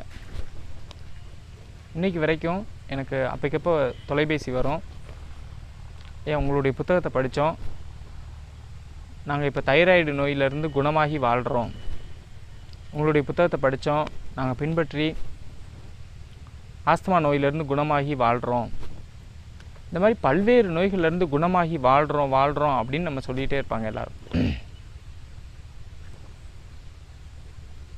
ஆனால் அவங்களையெல்லாம் நான் எங்கேயுமே கூட்டிகிட்டு போய் என்னுடைய வகுப்புலையோ அல்லது வேறு யார்கிட்டையோ பாருங்கள் பின்பற்றியிருக்கிறாங்க, குணமாகிருக்கிறாங்க, ஏற்கனவே நோயாக இருந்தாங்க, குணமாகிருக்கிறாங்க, சிகிச்சைக்கு முன் சிகிச்சைக்கு பின் அப்படின்னு எங்கேயுமே நான் வந்து படம் காட்டுறதில்ல. அப்படியே நான் கொண்டு வந்து நிறுத்தினாலும் பாரு காசு கொடுத்து கொண்டு வந்து நிறுத்தியிருக்கிறான் அப்படின்னு தான் நீங்கள் சொல்லுவீங்களே ஒழிய நீங்கள் நம்ப மாட்டீங்க. அப்படி தான் இருக்கணும். யாரையும் நம்பக்கூடாது. நான் உட்பட தான் சொல்கிறேன். இறைவனையும் உங்களையும் மட்டும்தான் நம்பணும். அப்போ தான் நீங்கள் ஆரோக்கியமாக வாழ முடியும். நான் சொல்கிறதெல்லாம் சரி அப்படின்னு பட்டுச்சு அப்படின்னா நீங்கள் பின்பற்றுங்க. தவறு அப்படின்னு பட்டுச்சுன்னா பின்பற்ற வேண்டாம். நான் சொல்கிறதுல எந்த விதமான பக்க விளைவுகளும் இல்லை அப்படின்னு சொல்லிட்டேன். அப்போ நீங்கள் பின்பற்றி பார்க்கலாம். உங்கள் மன சரின்னு சொன்னிச்சுன்னா பின்பற்றி பார்க்கலாம். சரி, நீங்கள் யாரையுமே சொல்ல மாட்டீங்க, நீங்கள் குணமாகன யாரையுமே சொல்ல மாட்டீங்க, எங்களை தான் நம்பணும்னு சொல்லிட்டீங்க, நாங்கள் எப்படி நம்புறது, இதை எப்படி நம்புறது அப்படின்னா இதுக்கு ஒரு பரிசோதனை முறை உண்டு. அது என்ன பரிசோதனை முறை அப்படின்னா, லேபு, அலோபதிக் லேப் இருக்கு இல்லையா, அங்கே போனீங்கன்னா ஒரு பரிசோதனை ஒன்று பண்ணுவாங்க. சமன் அனாலிசிஸ் டெஸ்ட்டு அப்படின்னு ஒரு டெஸ்ட் பண்ணுவாங்க. அந்த டெஸ்ட் பண்ணுங்கள், சமன் அனாலிசிஸ் டெஸ்ட்டு அப்படிங்கிற டெஸ்ட் பண்ணிங்கன்னா ஸ்பெர்ம் கவுண்ட் எவ்வளவு இருக்குது, விந்துல உயிரணுக்களினுடைய எண்ணிக்கை எவ்வளவு இருக்குது அப்படிங்கிறத நோட் பண்ணி கொடுப்பாங்க. இந்த மாதிரி நோட் பண்ணி வாங்கிட்டு வந்து வச்சுக்கோங்க. வச்சுக்கிட்டு ஒரு மாதம் நித்திய பஞ்ச சுத்தி முறையை பின்பற்றுங்க. அதுக்கு பிறகு மறுபடிக்கும் நீங்கள் ஆங்கில மருத்துவ லேபுக்கு போய் மறுபடியும் சமன் அனாலிசிஸ் டெஸ்ட் பண்ணுங்கள். அப்போ சமன் கவுண்டு, ஸ்பெர்ம் கவுண்டு எவ்வளவு இருக்குது, உயிரணுக்கள் எவ்வளவு இருக்குது அப்படிங்கிறத நோட் பண்ணி கொடுப்பாங்க. எவ்வளோ இருக்குன்னு பாருங்கள். உயிரணுக்களினுடைய எண்ணிக்கை கண்டிப்பாக கூடியிருக்கும். அது யாருக்கு எவ்வளவு கூடுது அப்படிங்கிறது அவங்கவுங்களினுடைய உடல்வாகு, வாழ்விடம், வாழக்கூடிய முறையை பொறுத்து மாறுபடுமே ஒழிய, ஆனால் கண்டிப்பாக எல்லோருக்கும் கூடியிருக்கிறது உண்மை. இப்போ உயிரணுக்கள் கூடிக்கிட்டே போகுது அப்படின்னா, உயிரணுக்களை அதிகப்படுத்தி வைக்கிது அப்படின்னா அதுதான் சரியான மருத்துவம். ஏன்னா அந்த உயிர் அணுக்கள் அதிகமாகிறது, உயிர் ஆற்றல் அதிகமாகிறது அப்படிங்கிறது தான் ஆரோக்கியத்தை நோக்கிய ஒரு வழி. கலவியில் ஈடுபடுறோமோ இல்லையோ, கலவியில் ஈடுபடுறதுக்கு தகுதியோடு இருக்கணும். அதுக்கு பேர் தான் ஆரோக்கியம். இப்போ உயிராற்றல் நிறைந்த ஒரு மனிதனாக நம்மளை வந்து வாழ வைக்கிறது இந்த நித்திய பஞ்ச சுத்தி முறை தான். ஆரோக்கியத்தை நோக்கி நம்மளை வந்து நித்திய பஞ்ச சுத்தி முறை தான் அழைச்சிட்டு போகுது. தமிழ் கூறும் நல்லுலகம் இந்த உலகத்திற்கு பரிசளித்த மனித குலத்தினுடைய முதல் மருத்துவம் இந்த நித்திய பஞ்ச சுத்தி முறை. இந்த நித்திய பஞ்ச சுத்தி முறையை பின்பற்றி நாம் வந்து ஆரோக்கியமாக வாழணும், வாழ்ந்து காட்டணும். நித்திய பஞ்ச சுத்தி முறை தவிர வேறு ஏதேனும் சுத்தி முறைகள் உண்டா? இது நித்திய பஞ்ச சுத்தி முறை, பட்ச சுத்தி முறை, மண்டல சுத்தி முறை, மௌன சுத்தி முறை அப்படின்னு சொல்லி சுத்தி முறைகள் வரிசையாக போகும். ஆனால் நம்ம ஆரோக்கியமாக வாழ்வதற்கு, மருத்துவமனைக்கு போகாமல் ஆரோக்கியமாக வாழ்வதற்கு இந்த நித்திய பஞ்ச சுத்தி முறை மட்டுமே போதும். இந்த நித்திய பஞ்ச சுத்தி முறையை பின்பற்றினா ஆரோக்கியமாக வாழலாம். அடுத்தடுத்த ஆரோக்கியத்தினுடைய அடுத்தடுத்த நிலைகளுக்கு போகிறதுக்கு பட்ச சுத்தி, மண்டல சுத்தி, மௌன சுத்தின்னு கிடைக்கும். ஆரோக்கியத்தினுடைய அடுத்தடுத்த நிலைகளுக்கு, அதாவது ஆன்மீக முன்னேற்றம் அப்படின்னு சொல்லக்கூடிய அடுத்தடுத்த நிலைகளுக்கு, சித்தி நிலைகளை, அறிவு நிலைகளை, 6வது அறிவை கடந்து 7வது அறிவு, 8வது அறிவு அப்படின்னு அறிவு நிலைகளை கடந்து போகக்கூடிய ஒரு நிலைக்கு பல்வேறு சுத்தி முறைகள் அடுக்கடுக்காக சொல்லப்பட்டிருக்கும். இப்போ மனிதனாக பிறந்து இன்பங்களை வாழ்ந்து ஆரோக்கியமாக வாழ்ந்து மருத்துவமனைக்கு செல்லாமல் வாழ்ந்து இறைவனடி சேர்வதற்கு, இந்த மனித பிறவியோட முடிச்சுக்கிட்டு இறைவனடி சேர்வதற்கு இந்த நித்திய பஞ்ச சுத்தி முறை அப்படிங்கிற சுத்தி முறையே போதுமானது. இந்த நித்திய பஞ்ச சுத்தி முறையிலேயே 3 விதமான நித்திய பஞ்ச சுத்தி முறை உண்டு. அது என்ன நித்திய பஞ்ச சுத்தி முறை அப்படின்னா, குழந்தைகளுக்கான நித்திய பஞ்ச சுத்தி முறை, சாதாரண மனிதர்களுக்கான நித்திய பஞ்ச சுத்தி முறை, தீவிர ஆசன பயிற்சியாளர்களுக்கான சுத்தி முறை. இந்த மாதிரி 3 விதமான நித்திய பஞ்ச சுத்தி முறை உண்டு. இப்போ நான் சொன்னது எல்லா மனிதர்களுக்கும் பொருந்தக்கூடிய, ஒரு 5 வயது குழந்தையிலிருந்து பொருந்தக்கூடிய ஒரு நித்திய பஞ்ச சுத்தி முறை. குழந்தைகளுக்கான நித்திய பஞ்ச சுத்தி முறையினுடைய வடிவத்தை நான் என்ன சொல்லலை, இனிமேல் சொல்ல முயற்சிக்கிறேன். அடுத்து இந்த ஆசன பயிற்சியாளர்கள், தீவிர ஆசன பயிற்சியாளர்களுக்கு மட்டுமே உணர்த்தக்கூடிய நித்திய பஞ்ச சுத்தி முறையினுடைய வடிவம் அப்படின்னு ஒன்று தனியாக உண்டு. அந்த வடிவத்தை பற்றி நான் இங்கே சொல்லலை. ஏன் சொல்லலை அப்படின்னா, அந்த நித்திய பஞ்ச சுத்தி முறையினுடைய வடிவத்தை பின்பற்றி ஆசன பயிற்சியை செய்யாதவர்கள் கூட பின்பற்றுறேன் அப்படின்னு சொல்லி முயற்சி பண்ணி அவங்களுக்கு எதனால தீங்கு நிகழ்ந்துருமோ அப்படிங்கிறதுனால தான் நான் இங்கே சொல்லலை. சாதாரண மனிதர்கள் எல்லோரும் ஆரோக்கியமாக வாழ்வதற்கு ஏற்ற நித்திய பஞ்ச சுத்தி முறையினுடைய வடிவத்தை தான் இப்போ நான் காட்சி பதிவு பண்ணியிருக்கிறேன். சமீபத்தில் யோக நெறியை பற்றி, தமிழ் ஓக நெறியை பற்றி கூறிய வேதாத்திரி ஐயா இதை பற்றி சொல்லலையே, நீ என்ன சொல்கிற அப்படின்னு சில பேர் கேட்குறாங்க. வேதாத்திரி ஐயா காலத்திற்கும் என்னுடைய காலத்திற்கும் பல்வேறு வேறுபாடுகள் உண்டு. வேதாத்திரி ஐயா காலத்தில் சீனி போட்டு டீ சாப்பிட்டா அவனுக்கு ஒரு மரியாதை உண்டு. அவனுக்கு தான் சேரில் உட்காரக்கூடிய மரியாதை. ஒரு அஸ்கா டீ அப்படின்னு டீ கடைக்குள்ளே சொல்லிட்டு போனேன் அப்படின்னா அவனுக்கு சேர் போடுவாங்க, ஸ்டூல் எடுத்து போடுவாங்க. நாட்டு சர்க்கரையில் டீ சாப்பிட்றவன் தரையில் தான் உட்காந்து டீ சாப்பிட்ணும். அப்போ இந்த அஸ்கா சீனியை பயன்படுத்துகிறவன் ஒரு அந்தஸ்தின் காரணமாக ஒரு உயர்ந்தவனாக காட்டப்பட்டது. இப்போ இந்த சீனியே அப்படின்னா, ஒருத்தன் சோப்பு போட்டு குளிக்கிறான் அப்படின்னா அவன் ஒரு பெரிய மிராசுதார், ஒரு பண முதலையாக இருக்கிறவன், பணக்காரனாக இருக்கிறவன், அவன் தான் சோப்பு போட்டு குளிப்பான். இந்த சோப்பு, இந்த ஷாம்பு, பேஸ்ட்டு இதெல்லாம் இந்த அளவுக்கு தாக்கத்தை ஏற்படுத்தலை. அதனால வேதாத்திரி ஐயா காலத்தில் இந்த நித்திய பஞ்ச சுத்தி முறையை பற்றி இவ்வளவு விரிவாக பதிவு பண்ண வேண்டிய அவசியம் அவருக்கு இல்லை. ஆனால் என்னுடைய காலம் அப்படிங்கிறது வேறு. என்னுடைய காலத்தில் இந்த ஷாம்பு, சோப்பு, பேஸ்ட்டு இந்த மாதிரியான விஷயங்கள் எல்லாம் இந்த மண்ணையும் நம்மளையும் கெடுக்கிற விதமாக தான் இருக்குது, நம்மளை நோயாளியாக மாற்றும் விதமாக தான் இருக்குது. அதனால் நான் இதற்கு எதிரான ஒரு வலுவான ஒரு தமிழ் குரலை பதிவு பண்ண வேண்டிய கடமை எனக்கு இருக்குது. யோக நெறியில் நின்று இந்த இயமம் அப்படிங்கிற இந்த முதல் படிநிலையை ஒரு வலுவாக ஒரு ஆழ்ந்து பதிவு பண்ண வேண்டிய பொறுப்பும் கடமையும் எனக்கு இருக்கிறதுனால நான் இதை பதிவு பண்ணுறேன். பெண்களுக்கு ஏற்படக்கூடிய முறை தவறிய மாத விலக்கு சரியாகுமா? நித்திய பஞ்ச சுத்தி முறையால் சரியாகுமா? கண்டிப்பாக சரியாகும். எல்லா நோய்களையும் குணமாக்கக்கூடிய நித்திய பஞ்ச சுத்தி முறை இதையும் குணமாக்கும். பெண்களுக்கு இந்த முறை தவறிய மாத விலக்கு அப்படின்னா என்ன அப்படிங்கிற முதல்ல தெரிஞ்சுக்கலாம். இப்போ 27 நாளைக்கு ஒரு தடவை கண்டிப்பாக அவங்க தீட்டு நிகழணும். அவங்களுக்கு தீட்டு நிகழ்ந்தால் தான் பெண். இது இந்த 27 நாளைக்கு ஒரு தடவை அப்படிங்கிறது ஒரு 5 நாள் முன்னையோ 5 நாள் பின்னையோ நிகழலாம். அதுக்கு மேலே தள்ளி போச்சு அப்படின்னா கவனிக்கப்பட வேண்டிய ஒன்று, அவங்க ஆரோக்கிய குறைபாடோடு இருக்கிறாங்க அப்படின்னு அர்த்தம். ஆனால் நிறைய பெண்கள் வந்து இப்போ நம்ம சமூகத்தில் பார்க்கக்கூடிய உண்மை என்ன அப்படின்னா 2 மாதத்துக்கு ஒரு தடவை 3 மாதத்துக்கு ஒரு தடவை தான் மாதவிலக்கு நிகழுது. அதே மாதிரி எத்தனை நாள் மாதவிலக்கு நிகழணும் அப்படின்னா 3 நாள் தீட்டு இருக்கணும். ஆனால் 3 நாள் இருக்கணும் அப்படிங்கிறது 1 நாள் அதிகமாகவோ 2 நாள் அதிகமாகவோ இருக்கலாம். அதுக்கு மேலே போச்சு அப்படின்னா இப்போ சில நேரங்களில் வந்து 3 நாளைக்கு பதிலாக 1 நாள் தான் இருக்கும். அதெல்லாம் ரொம்ப கவனிக்கப்பட வேண்டியவங்க அப்படின்னு அர்த்தம். இதெல்லாம் முறை தவறிய மாதவிடாய் அப்படின்னு பேர். அதாவது தீட்டு வந்து சில பேருக்கு 5 நாள் தொடர்ந்து இருக்கும், 6 நாள் தொடர்ந்து இருக்கும். இந்த 3 நாளில் இருந்து 2 நாள் இருக்கலாம் அல்லது 4 நாள் இருக்கலாம்.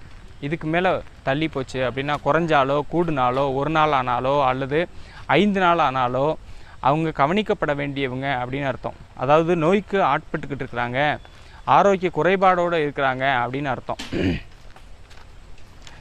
இப்போ இன்றைக்கி இருக்கக்கூடிய பெண்கள் எல்லோருக்குமே இந்த முறை தவறிய மாத விலக்கு அப்படிங்கிற இந்த குறைபாடு இருக்குது அப்படின்னு நான் சொல்லுவேன். ஏன் அப்படின்னா தீட்டினுடைய நிறம் என்ன அப்படிங்கிறத நம்ம பார்க்கலாம்.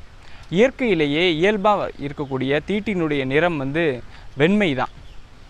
ஆனால் வெண்மை வந்து சிவப்பாகி இன்றைக்கி வந்து கருஞ்சிவப்பு நிறம் ஆயிடுச்சு. ஒரு அரக்கு கலரில் தான் தீட்டு வந்து இருக்குது. ஏன் இப்படி கலர்லாம் இப்படி மாறி போச்சு, ஒரு கருஞ்சிவப்பு நிறத்தில் இருக்குது அப்படின்னா கர்ப்பப்பை அப்படிங்கிறது ஒரு குழந்தையை உருவாக்கி கொடுக்கக்கூடிய ஒரு உறுப்பு அப்படிங்கிறதை தாண்டி ஒரு பெண்மைக்கான ஒரு அடையாள உறுப்பு அப்படிங்கிறதை தாண்டி பெண்களுக்கான ஒரு கழிவு நீக்க உறுப்பாக செயல்பட்டுக்கிட்டு இருக்கு. அப்படி ஒரு கழிவு நீக்க உறுப்பாக கர்ப்பப்பை செயல்பட்டுக்கிட்டு இருக்கு அப்படிங்கிறதுனுடைய வெளிப்பாடு தான் தீட்டினுடைய நிறத்தினுடைய மாறுபாடு. ஏன்னா அவ்வளவு நச்சுக்களை, அவ்வளவு பாய்சன் கண்டன, அவ்வளவு நச்சுக்களை பெண்கள் வந்து உடம்புல உள்வாங்கிறாங்க. நம்மள்தான் உள்வாங்கிறோம். அது வந்து ஆண்மை குறைபாடு அந்த மாதிரியான நோயை பரிணமிக்குது. பெண்களுக்கு வந்து பெண்மை குறைபாடு அப்படின்னு பரிணமிக்குது. இந்த பெண்மை குறைபாடு அப்படிங்கிறது தான் வந்து இந்த தீட்டு வந்து சரியாக நிகழாமல் இருப்பது, முறை தவறிய மாத விலக்காக இருக்கிறது. இப்போ எல்லா பெண்களுமே கருஞ்சிவப்பு நிறத்தில் தான் தீட்டு இருக்கிறதுனால எல்லா பெண்களுமே முறை தவறிய மாத விலக்குக்கு ஆட்பட்டிருக்காங்க அப்படின்னு தான் நான் சொல்லுவேன். இந்த முறை தவறிய மாத விலக்கு அப்படிங்கிற இந்த ஆரோக்கிய குறைபாடோடு இருக்கிற இந்த பெண்கள் எப்படி இதிலிருந்து மீண்டு வரலாம் அப்படின்னா இதுக்கு நம்மளுடைய நித்திய பஞ்ச சுத்தி முறை தான் உதவும். நித்திய பஞ்ச சுத்தி முறை அப்படிங்கிறது உடம்பில் தங்கக்கூடிய கழிவுகளை, நச்சு பொருட்களை உடம்பை விட்டு வெளியேற்றுது. அப்படி உடம்பை விட்டு வெளியேற்றும் பொழுது முறை தவறிய மாத விலக்கு சரியாகி முறையான மாத விலக்காக மாறும். ஆனால் பெண்களுக்கு இந்த 5 சுத்தி முறை மட்டும் பத்தாது. முறையான மாத விலக்கு ஏற்படணும் அப்படின்னா 6வதாக ஒரு சுத்தி முறையை பின்பற்றணும். அந்த 6வதாக உள்ள சுத்தி முறை என்ன அப்படின்னா மாதுளம் பழத்தை பயன்படுத்தி சுத்தம் பண்ணக்கூடிய சுத்தி முறை. இதுக்கு என்ன பண்ணணும் அப்படின்னா கடையில் போய் மாதுளம் பழம் வாங்கணும். மாதுளம் ஜூஸு நாமளே தயார் பண்ணணும். இந்த மருந்தை வந்து வீட்டிலேயே தயார் பண்ணணும். கடையில் போய் மாதுளம் பழம் வாங்கிட்டு வரணும். மாதுளம் பழம் வாங்கையிலேயே இப்போ அறுத்து வச்சா பீட்ரூட் கலரில் இருக்கக்கூடிய ஒரு இரத்த சிவப்பு கலரில் இருக்கக்கூடிய மாதுளைனா அது வாங்கக்கூடாது. நம்மளுடைய நாட்டு மாதுளை ஆகிய வெளிர் சிவப்பு நிறத்தில் இருக்கக்கூடிய நம்மளுடைய நாட்டு மாதுளையாக வாங்கிட்டு வந்துடணும். இந்த நாட்டு மாதுளையை வாங்கிட்டு வந்து ஒரு கல்லுப்பை தண்ணியில் கரைச்சி அந்த தண்ணியில் ஒரு அரை மணி நேரம் போட்டு எடுத்துக்கணும். அதுக்கு பிறகு ஒரு நல்ல தண்ணியில் கழுவிட்டு அந்த பழத்தை உரித்து அதில் உள்ள மாதுளை பரல்களை பூரா எடுத்து ஒரு கிண்ணத்தில் எடுத்து வச்சுக்கணும். அந்த மாதுளம் பழத்தினுடைய தோல் இருக்குல்லையே, அந்த தோலை பூரா சின்ன சின்ன துண்டுகளாக வெட்டி வச்சுக்கணும். மாதுளையினுடைய மேல் தோல், உள்ளக்க இருக்கக்கூடிய ஓடு தோல் எல்லாத்தையும் சின்ன சின்ன துண்டுகளாக வெட்டி எடுத்து வச்சுக்கணும். இந்த மாதுளை தோலை சிறு சிறு துண்டுகளான இந்த மாதுளை தோலை சரியான வடிப்படையில் சொல்லணும் அப்படின்னா கருங்கல் கல்வத்தில் வச்சு அரைக்கணும் அல்லது அம்மியில் வச்சு அரைக்கணும். இன்றைக்கி அந்தளவுக்கு முடிஞ்சால் அம்மியில் வச்சு அரைச்சி சாறு எடுக்கலாம். அம்மி இல்லை, நான் நகரத்தில் வாழ்கிறேன், மிக்சி தான் இருக்குது அப்படின்னா பரவாயில்ல, மிக்சியில் போட்டு அரைச்சி சாறு எடுத்துக்கோங்க. ஒரு மாதுளம்பழ தோலுக்கு 200 ml தண்ணி ஊற்றி மிக்சியில் அரைச்சி சாறு புழிஞ்சி எடுத்துட்டு மறுபடிக்கும் அந்த தோலை போட்டு மறுபடிக்கும் ஒரு 200 ml தண்ணி ஊற்றி மறுபடிக்கும் புழிஞ்சி எடுத்து சாறு 400 ml சாறு வந்துடும். இந்த சாறை குடிக்கக்கூடாது, சாப்பிடணும் அப்படின்னா டீ சாப்பிட்ற மாதிரி சாப்பிட்ணும். ஒரு கடுமையான தோப்பு சுவையோடு இருக்கும். இந்த தோப்பு சுவைக்கு சுவை மாற்றா ஒன்று நம்ம வந்து கொடுக்கணும். அந்த சுவை மாற்றா அந்த மாதுளம் பழம்லாம் நம்ம ஊற்று ஒரு கிணத்துல வச்சோம் இல்லையா, அந்த பழத்தை சுவை மாற்றா நம்ம வந்து சாப்பிட்ணும்.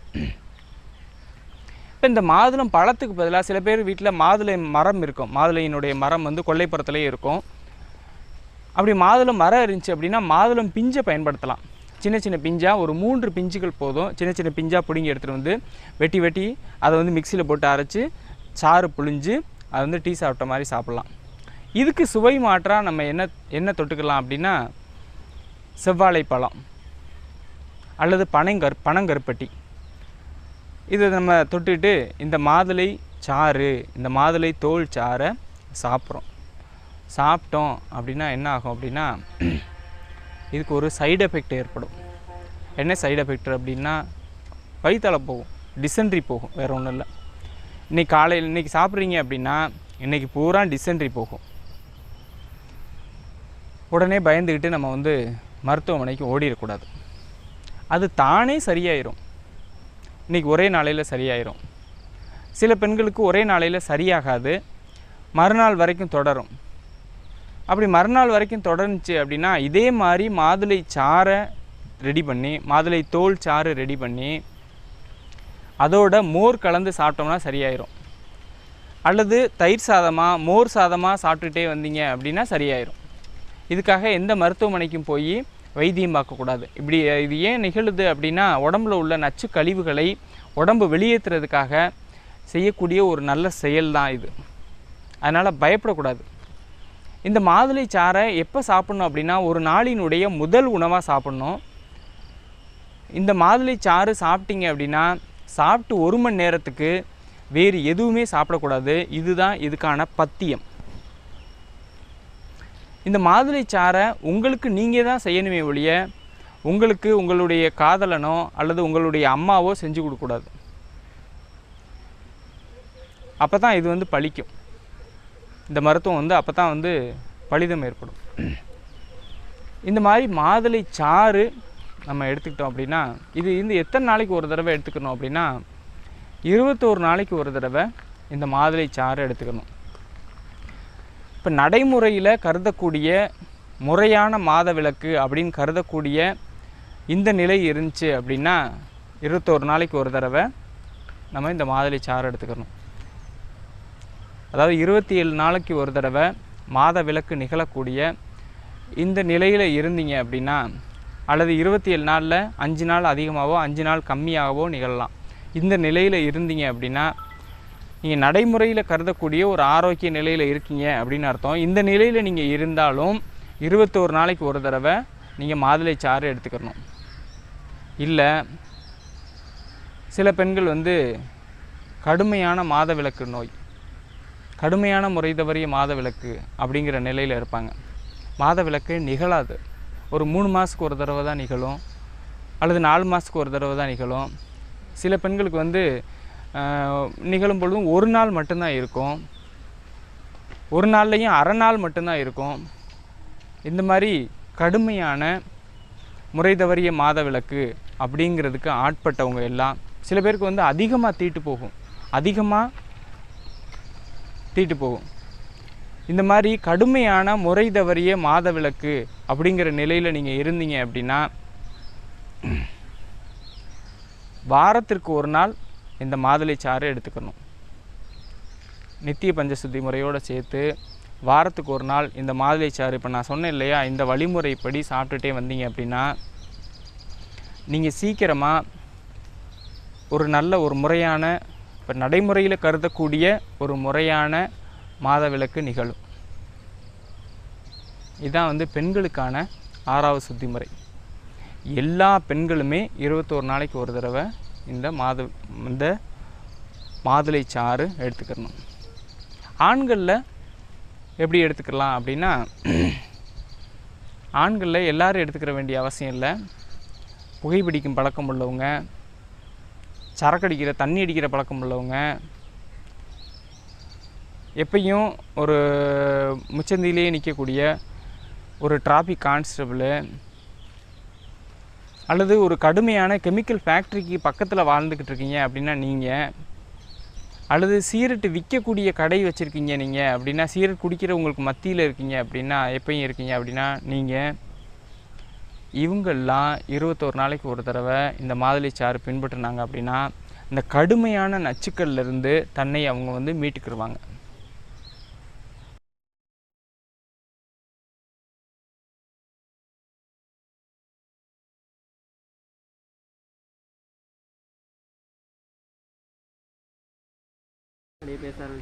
நீங்கள் நடத்தும் பயிலரங்கம்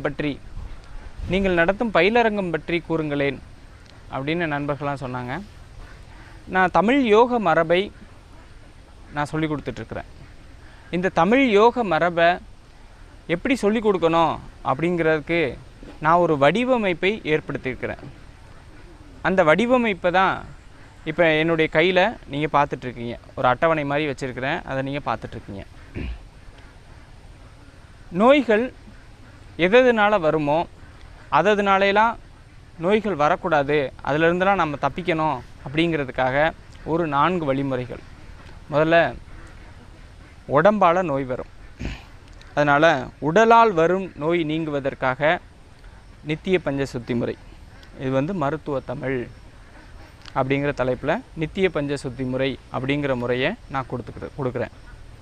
அடுத்து கர்மாவினால் வரக்கூடிய நோய்களிலிருந்து நாம் மீண்டு வர்றதுக்காக, கர்ம வினைகளிலிருந்து நம்ம மீண்டு இறைவனின் திருவடி அடைவதற்காக கையிலையில் இருந்து கையிலைக்கு அப்படிங்கிற தலைப்பில் அன்பு தமிழாக நான் கொடுத்துட்ருக்குறேன். அடுத்து மனதால் வரக்கூடிய நோய் நீங்குவதற்காக மனமகிழ் தமிழா, மனமகிழ் பயிற்சி அப்படிங்கிறத நான் கொடுக்குறேன். அடுத்து கட்டளை அறிவு குறைபாட்டால் நம்மளுக்கு நோய் வரும். கட்டளை அறிவு குறைவுனா என்ன அப்படின்னு சொல்லி ஏற்கனவே நம்ம வந்து பார்த்தோம். இந்த கட்டளை அறிவு குறைபாட்டால் நோய் வரும். அதனால் கட்டளை அறிவை மேம்படுத்துவதற்காக அசைவடவாட்டம், அசைவு ப்ளஸ் அடவு ப்ளஸ் ஆட்டம், அசைவடவாட்டம் அப்படிங்கிற புத்துணர்வு தமிழாக இதை நான் வந்து கொடுத்துட்ருக்குறேன். இப்போ இந்த 4 வழிமுறையை பயன்படுத்தி நோய்கள்லேருந்து நம்ம மீண்டு வர்றோம். இந்த 4 வழிமுறையில் எதனால ஒன்றை பின்பற்றினா அப்படின்னாலும் அவன் முழு ஆரோக்கியத்தோடு வாழ்ந்துட முடியும். அல்லது 4 வழிமுறைகளையும் பின்பற்றினா அப்படின்னாலும் அவன் ஆரோக்கியமாக வாழ்ந்துட முடியும். சரி, இப்போ ஆரோக்கியத்தை கிடச்சிருச்சு, ஆரோக்கியமான உடம்போட வாழ்கிறோம். அடுத்து நம்மளுக்கு என்ன தேவை அப்படின்னா அழகாகிறதுக்காக நம்ம வந்து ஆசைப்படுவோம், அழகாக தோற்றம் அளிக்கணும் அப்படின்னு. அப்படி அழகாக தோற்றம் அளிக்கிறதுக்காக அழகு தமிழ் அப்படிங்கிற அழகு பயிற்சியாக நாம் வந்து பண்ணுவோம். சரி, நோயிலிருந்து மீண்டு வந்தாச்சு, அழகாகவும் தோற்றம் அளித்தாச்சு, எது அழகு அப்படிங்கிறது தெரிஞ்சு போச்சு. அடுத்து நம்ம மனசு எங்கே போகும்? இன்பத்தை அனுபவிப்பதற்கு துடிக்கும். அதுதான் வந்து போக யோகம் அப்படிங்கிற தலைப்பில் இன்பத்தமிழாக நான் கொடுத்துருக்குறேன். இன்பத்தமிழ் வாழ்வியல் நெறியை போக யோகம் அப்படிங்கிற தலைப்பில் நான் கொடுத்துருக்குறேன். அடுத்து இருக்கை தமிழ், எளிய கடின இருக்கை நிலைகள், ஆசன பயிற்சின்னு சொல்கிறோம் இல்லையா, அந்த ஆசன பயிற்சியை நான் கொடுக்க போகிறேன். அடுத்து உயிர்மை தமிழ், உயிருணர் வழிபாடு அப்படிங்கிற பேரில் வடிவு கண்டுகொண்டு வளமை கொண்டு வாழும் யோக மரபை உயிருணர் வழிபாடு அப்படிங்கிற தலைப்பில் நான் பயிலரங்கமாக நடத்துவேன். அடுத்து தீந்தமிழ், அனலோடு விளையாடி அப்படிங்கிற தலைப்பில் மாவழி யோக மரபு அப்படின்னு சொல்லி நம்மளுடைய தமிழ் யோக மரபு ஒன்று உண்டு. அந்த மரபை நம்ம மீட்டெடுத்து நம்ம காட்சி பதிவாவோ அல்லது புத்தக வடிவாவோ கொடுப்போம். அடுத்து மறைவு தமிழ். இந்த மறைவு தமிழ் அப்படிங்கிறது வந்து காணாமல் கோணாமல் கண்டு கொடு, ஆடுகான் போகுது பார் போகுது அப்படிங்கிறது ஆரோக்கியமாக வாழ்வதற்காகவும் ஆன்மீக முன்னேற்றம் அடைவதற்காகவும் பெரியவங்க சொன்ன ஒரு சூத்திரம். இந்த சூத்திரத்துக்குள்ள ஒரு மறைவான ஒரு மருத்துவ வாழ்வியல், ஒரு ஆன்மீக வாழ்வியல் மறைஞ்சிருக்கு. அந்த வாழ்வியலை பற்றி நான் வந்து சொல்வேன். இது வந்து 10வது நிலை. இந்த 10 நிலைகளையும் புத்தக வடிவாகவும் இதுபோல் காட்சி பதிவாகவும் நான் பண்ணி உங்களுக்கு கொடுக்கணும் அப்படிங்கிறது என்னுடைய விருப்பம். அடியனாகிய இந்த சிறுவனினுடைய விருப்பத்தை நம்மளுடைய எல்லாமல்ல இறைவன் சிவபெருமான் நிறைவேற்றி வைப்பார் அப்படிங்கிறது நான் நம்புகிறேன். இப்போ இந்த 10 முறைகளில் 3 முறைகளை நான் புத்தகமாக எழுதியிருக்கிறேன், வெளிவந்திருக்கு, நண்பர்கள்லாம் வாங்கிட்டு இருக்காங்க. தமிழ்நாட்டினுடைய முன்னணி புத்தக கடைகள் எல்லாவற்றிலும் இந்த புத்தகங்கள் கிடைக்கும். அதில் முதல் புத்தகம் நித்திய பஞ்சசுத்தி முறை. சர்க்கரை முதல் கேன்சர் வரை அனைத்து நோய்களிலிருந்தும் விடுதலை பெற சித்தர்கள் அருளிய நித்திய பஞ்சசுத்தி முறை அப்படிங்கிற இந்த புத்தகம். இந்த புத்தகம் தான் நான் முதல்ல எழுதிய புத்தகம். அடுத்து போக யோகம் அப்படின்னு சொல்லி இன்பமாக வாழ்வதற்காக போக யோகம். இந்த போக யோகம் அப்படிங்கிற புத்தகம் வந்து ஆண்களுக்கு தான் பயன்படுமே தவிர பெண்களுக்கு பயன்படாது. பெண்களுக்கு ஒரு அறிவு நிலை புத்தகமாக தான் இருக்குமே ஒழிய ஒரு பயன்பாட்டு புத்தகமாக இருக்காது. நித்திய பஞ்சசுத்தி முறை ஆண்கள் பெண்கள் எல்லாருக்குமே பயன்பாட்டு புத்தகமாக இருக்கும். ஆனால் இந்த போக யோகம் ஆண்களுக்கு மட்டும்தான் பயன்படும். ஏன் ஆண்களுக்கு மட்டுமே பயன்படக்கூடிய ஒரு புத்தகத்தை நான் எழுதியிருக்கிறேன் அப்படிங்கிறத நீங்கள் இந்த புத்தகம் படிச்சிங்கன்னா உங்களுக்கு தெரியும். அடுத்து என்னுடைய 3வது புத்தகம், நான் எழுதிய 3வது புத்தகம் கைலையிலிருந்து கைலைக்கு. இதில் சத்திய பஞ்சவஸ்து அப்படிங்கிற கர்ம வினைகளால் வரக்கூடிய நோய்கள்லேருந்து எப்படி மீண்டு வர்றது அப்படிங்கிற வழியை நான் சொல்லியிருப்பேன். அது மட்டும் கிடையாது, கைலைனா என்ன அப்படிங்கிறது உங்களுக்கு ஒரு புரிதலை இந்த புத்தகம் ஏற்படுத்தும். அடுத்து நம்மளுடைய வாழ்க்கை வாழக்கூடிய வாழ்க்கையை எப்படி ஒரு செழுமைப்படுத்திக்கிறது, நம்மளுடைய தமிழ் மரபு என்ன, நம்மளுடைய தமிழ் மரபில் எப்படியெல்லாம் சிறந்தோங்கி ஒரு வாழ்க்கையை வாழ்ந்தோம், நம்மளுடைய பெரியவங்களையெல்லாம் மற்றவங்க தரக்குறைவாக பேசுகிறாங்களே அதுக்கு பதில் என்ன. அடுத்து வந்து தீந்தமிழ் சைவ மரபில் ஒரு சைவ நெறியாளனினுடைய சின்னங்கள் என்ன, பார்த்த ஒன்று சைவ நெறியாளன் அப்படின்னு அடையாளப்படுத்தக்கூடிய சின்னங்கள் என்ன, இந்த சின்னங்கள் சைவ நெறியாளனினுடைய சின்னங்களின் சிறப்பு என்ன, சைவ நெறியாளனினுடைய பண்புகள் என்ன, இந்த பண்புகளை எப்படி பின்பற்றுவது அல்லது பின்பற்ற முடியவில்லை என்றால் என்ன செய்வது, இது மாதிரி தீந்தமிழ் திருச்சைவ பெருநெறியை பற்றி பல்வேறு கேள்விகளுக்கு விடையளிக்கும் விதமாக இந்த கைலையிலிருந்து கைலைக்கு புத்தகம் இருக்குது. இப்போ இந்த 3 புத்தகங்களும் தமிழ்நாட்டினுடைய முன்னணி புத்தக கடைகள் எல்லா புத்தக கடைகள்லையும் கிடைக்கும். நீங்கள் வாங்கி படிக்கணும். படித்து ஒரு ஆரோக்கியமான ஒரு தமிழ் வாழ்வியலை நாம் வந்து மீட்டெடுக்கணும். மீட்டெடுத்து ஆரோக்கியமாக வாழ்ந்து காட்டணும். நீங்கள் யாராக வேணாலும் இருக்கலாம். நீங்கள் ஒரு கருப்பு சட்டைக்காரனாக இருக்கலாம், அல்லது காவி சட்டைக்காரனாக இருக்கலாம், அல்லது கதர் சட்டைக்காரனாக இருக்கலாம், அல்லது சிவப்பு சட்டைக்காரனாக இருக்கலாம். யாராக வேணாலும் இருங்க, ஆனால் ஆரோக்கியமாக வாழுங்க. ஆரோக்கியமாக வாழ்வதற்கு என்னுடைய இந்த புத்தகங்களை நீங்கள் வாசிக்கணும், ஒரு முறை வாசிக்கணும் அப்படின்னு நான் கேட்டுக்கிறேன். அதேமாதிரி நான் வந்து ஒரு சைவ நெறியாளனாக இருக்கிறதுனால தான் சைவ நெறியில் நின்று நான் பேசுகிறேன். இப்போ நானே ஒரு இஸ்லாமிய நெறியாளனாக இருந்தேன் அப்படின்னா இஸ்லாமிய நெறியில் நின்று இப்போ பேச ஆரோக்கியமான விஷயங்கள் எல்லாத்தையுமே பேசியிருப்பேன். ஒவ்வொரு நெறியில் நின்று நம்மளால் இந்த விஷயங்களை எல்லாம் பேச முடியும். ஏன்னா எல்லாமே வந்து இந்த சைவம், இஸ்லாமியம், கிறிஸ்தவம் இதெல்லாம் வந்து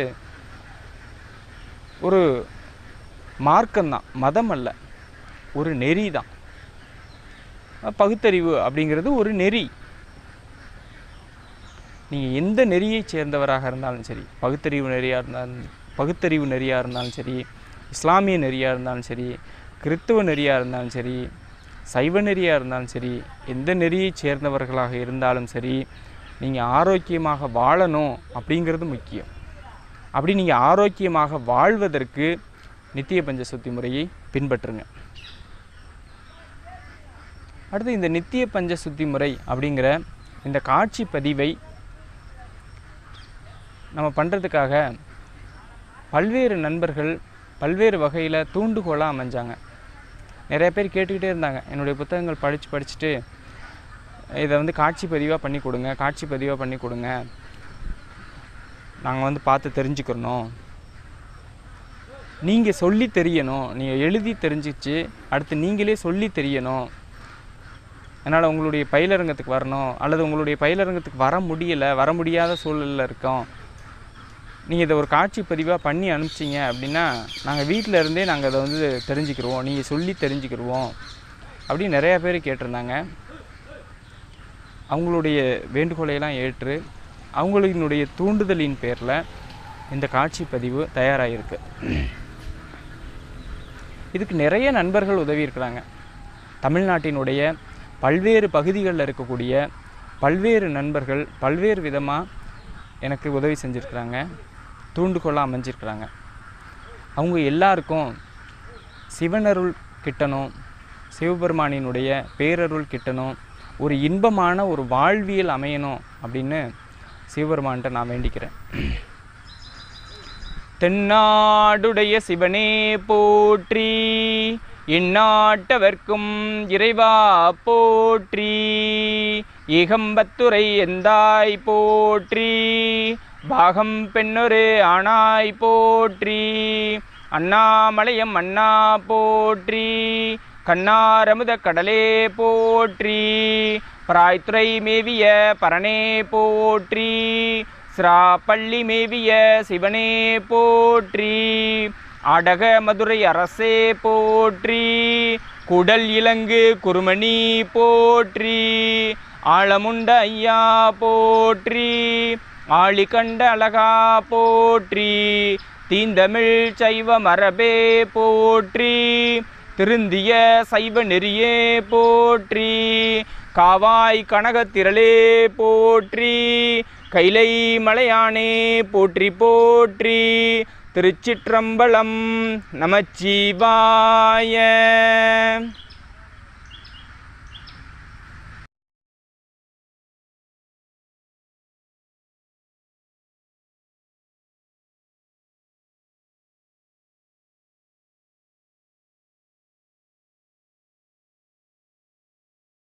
இந்த மாதிரி நிறைய நல்ல விஷயங்களை தெரிஞ்சுக்கணும்னா மரபு நியூஸ்க்கு சப்ஸ்கிரைப் பண்ணுங்க, கூடவே இருக்கிற பெல் பட்டனை பிரஸ் பண்ணுங்க, லைக் பண்ணுங்க, ஷேர் பண்ணுங்க, உங்க கருத்துக்களை கமெண்ட் பண்ணுங்க.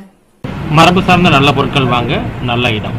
அமுத சுரபி 7010602115.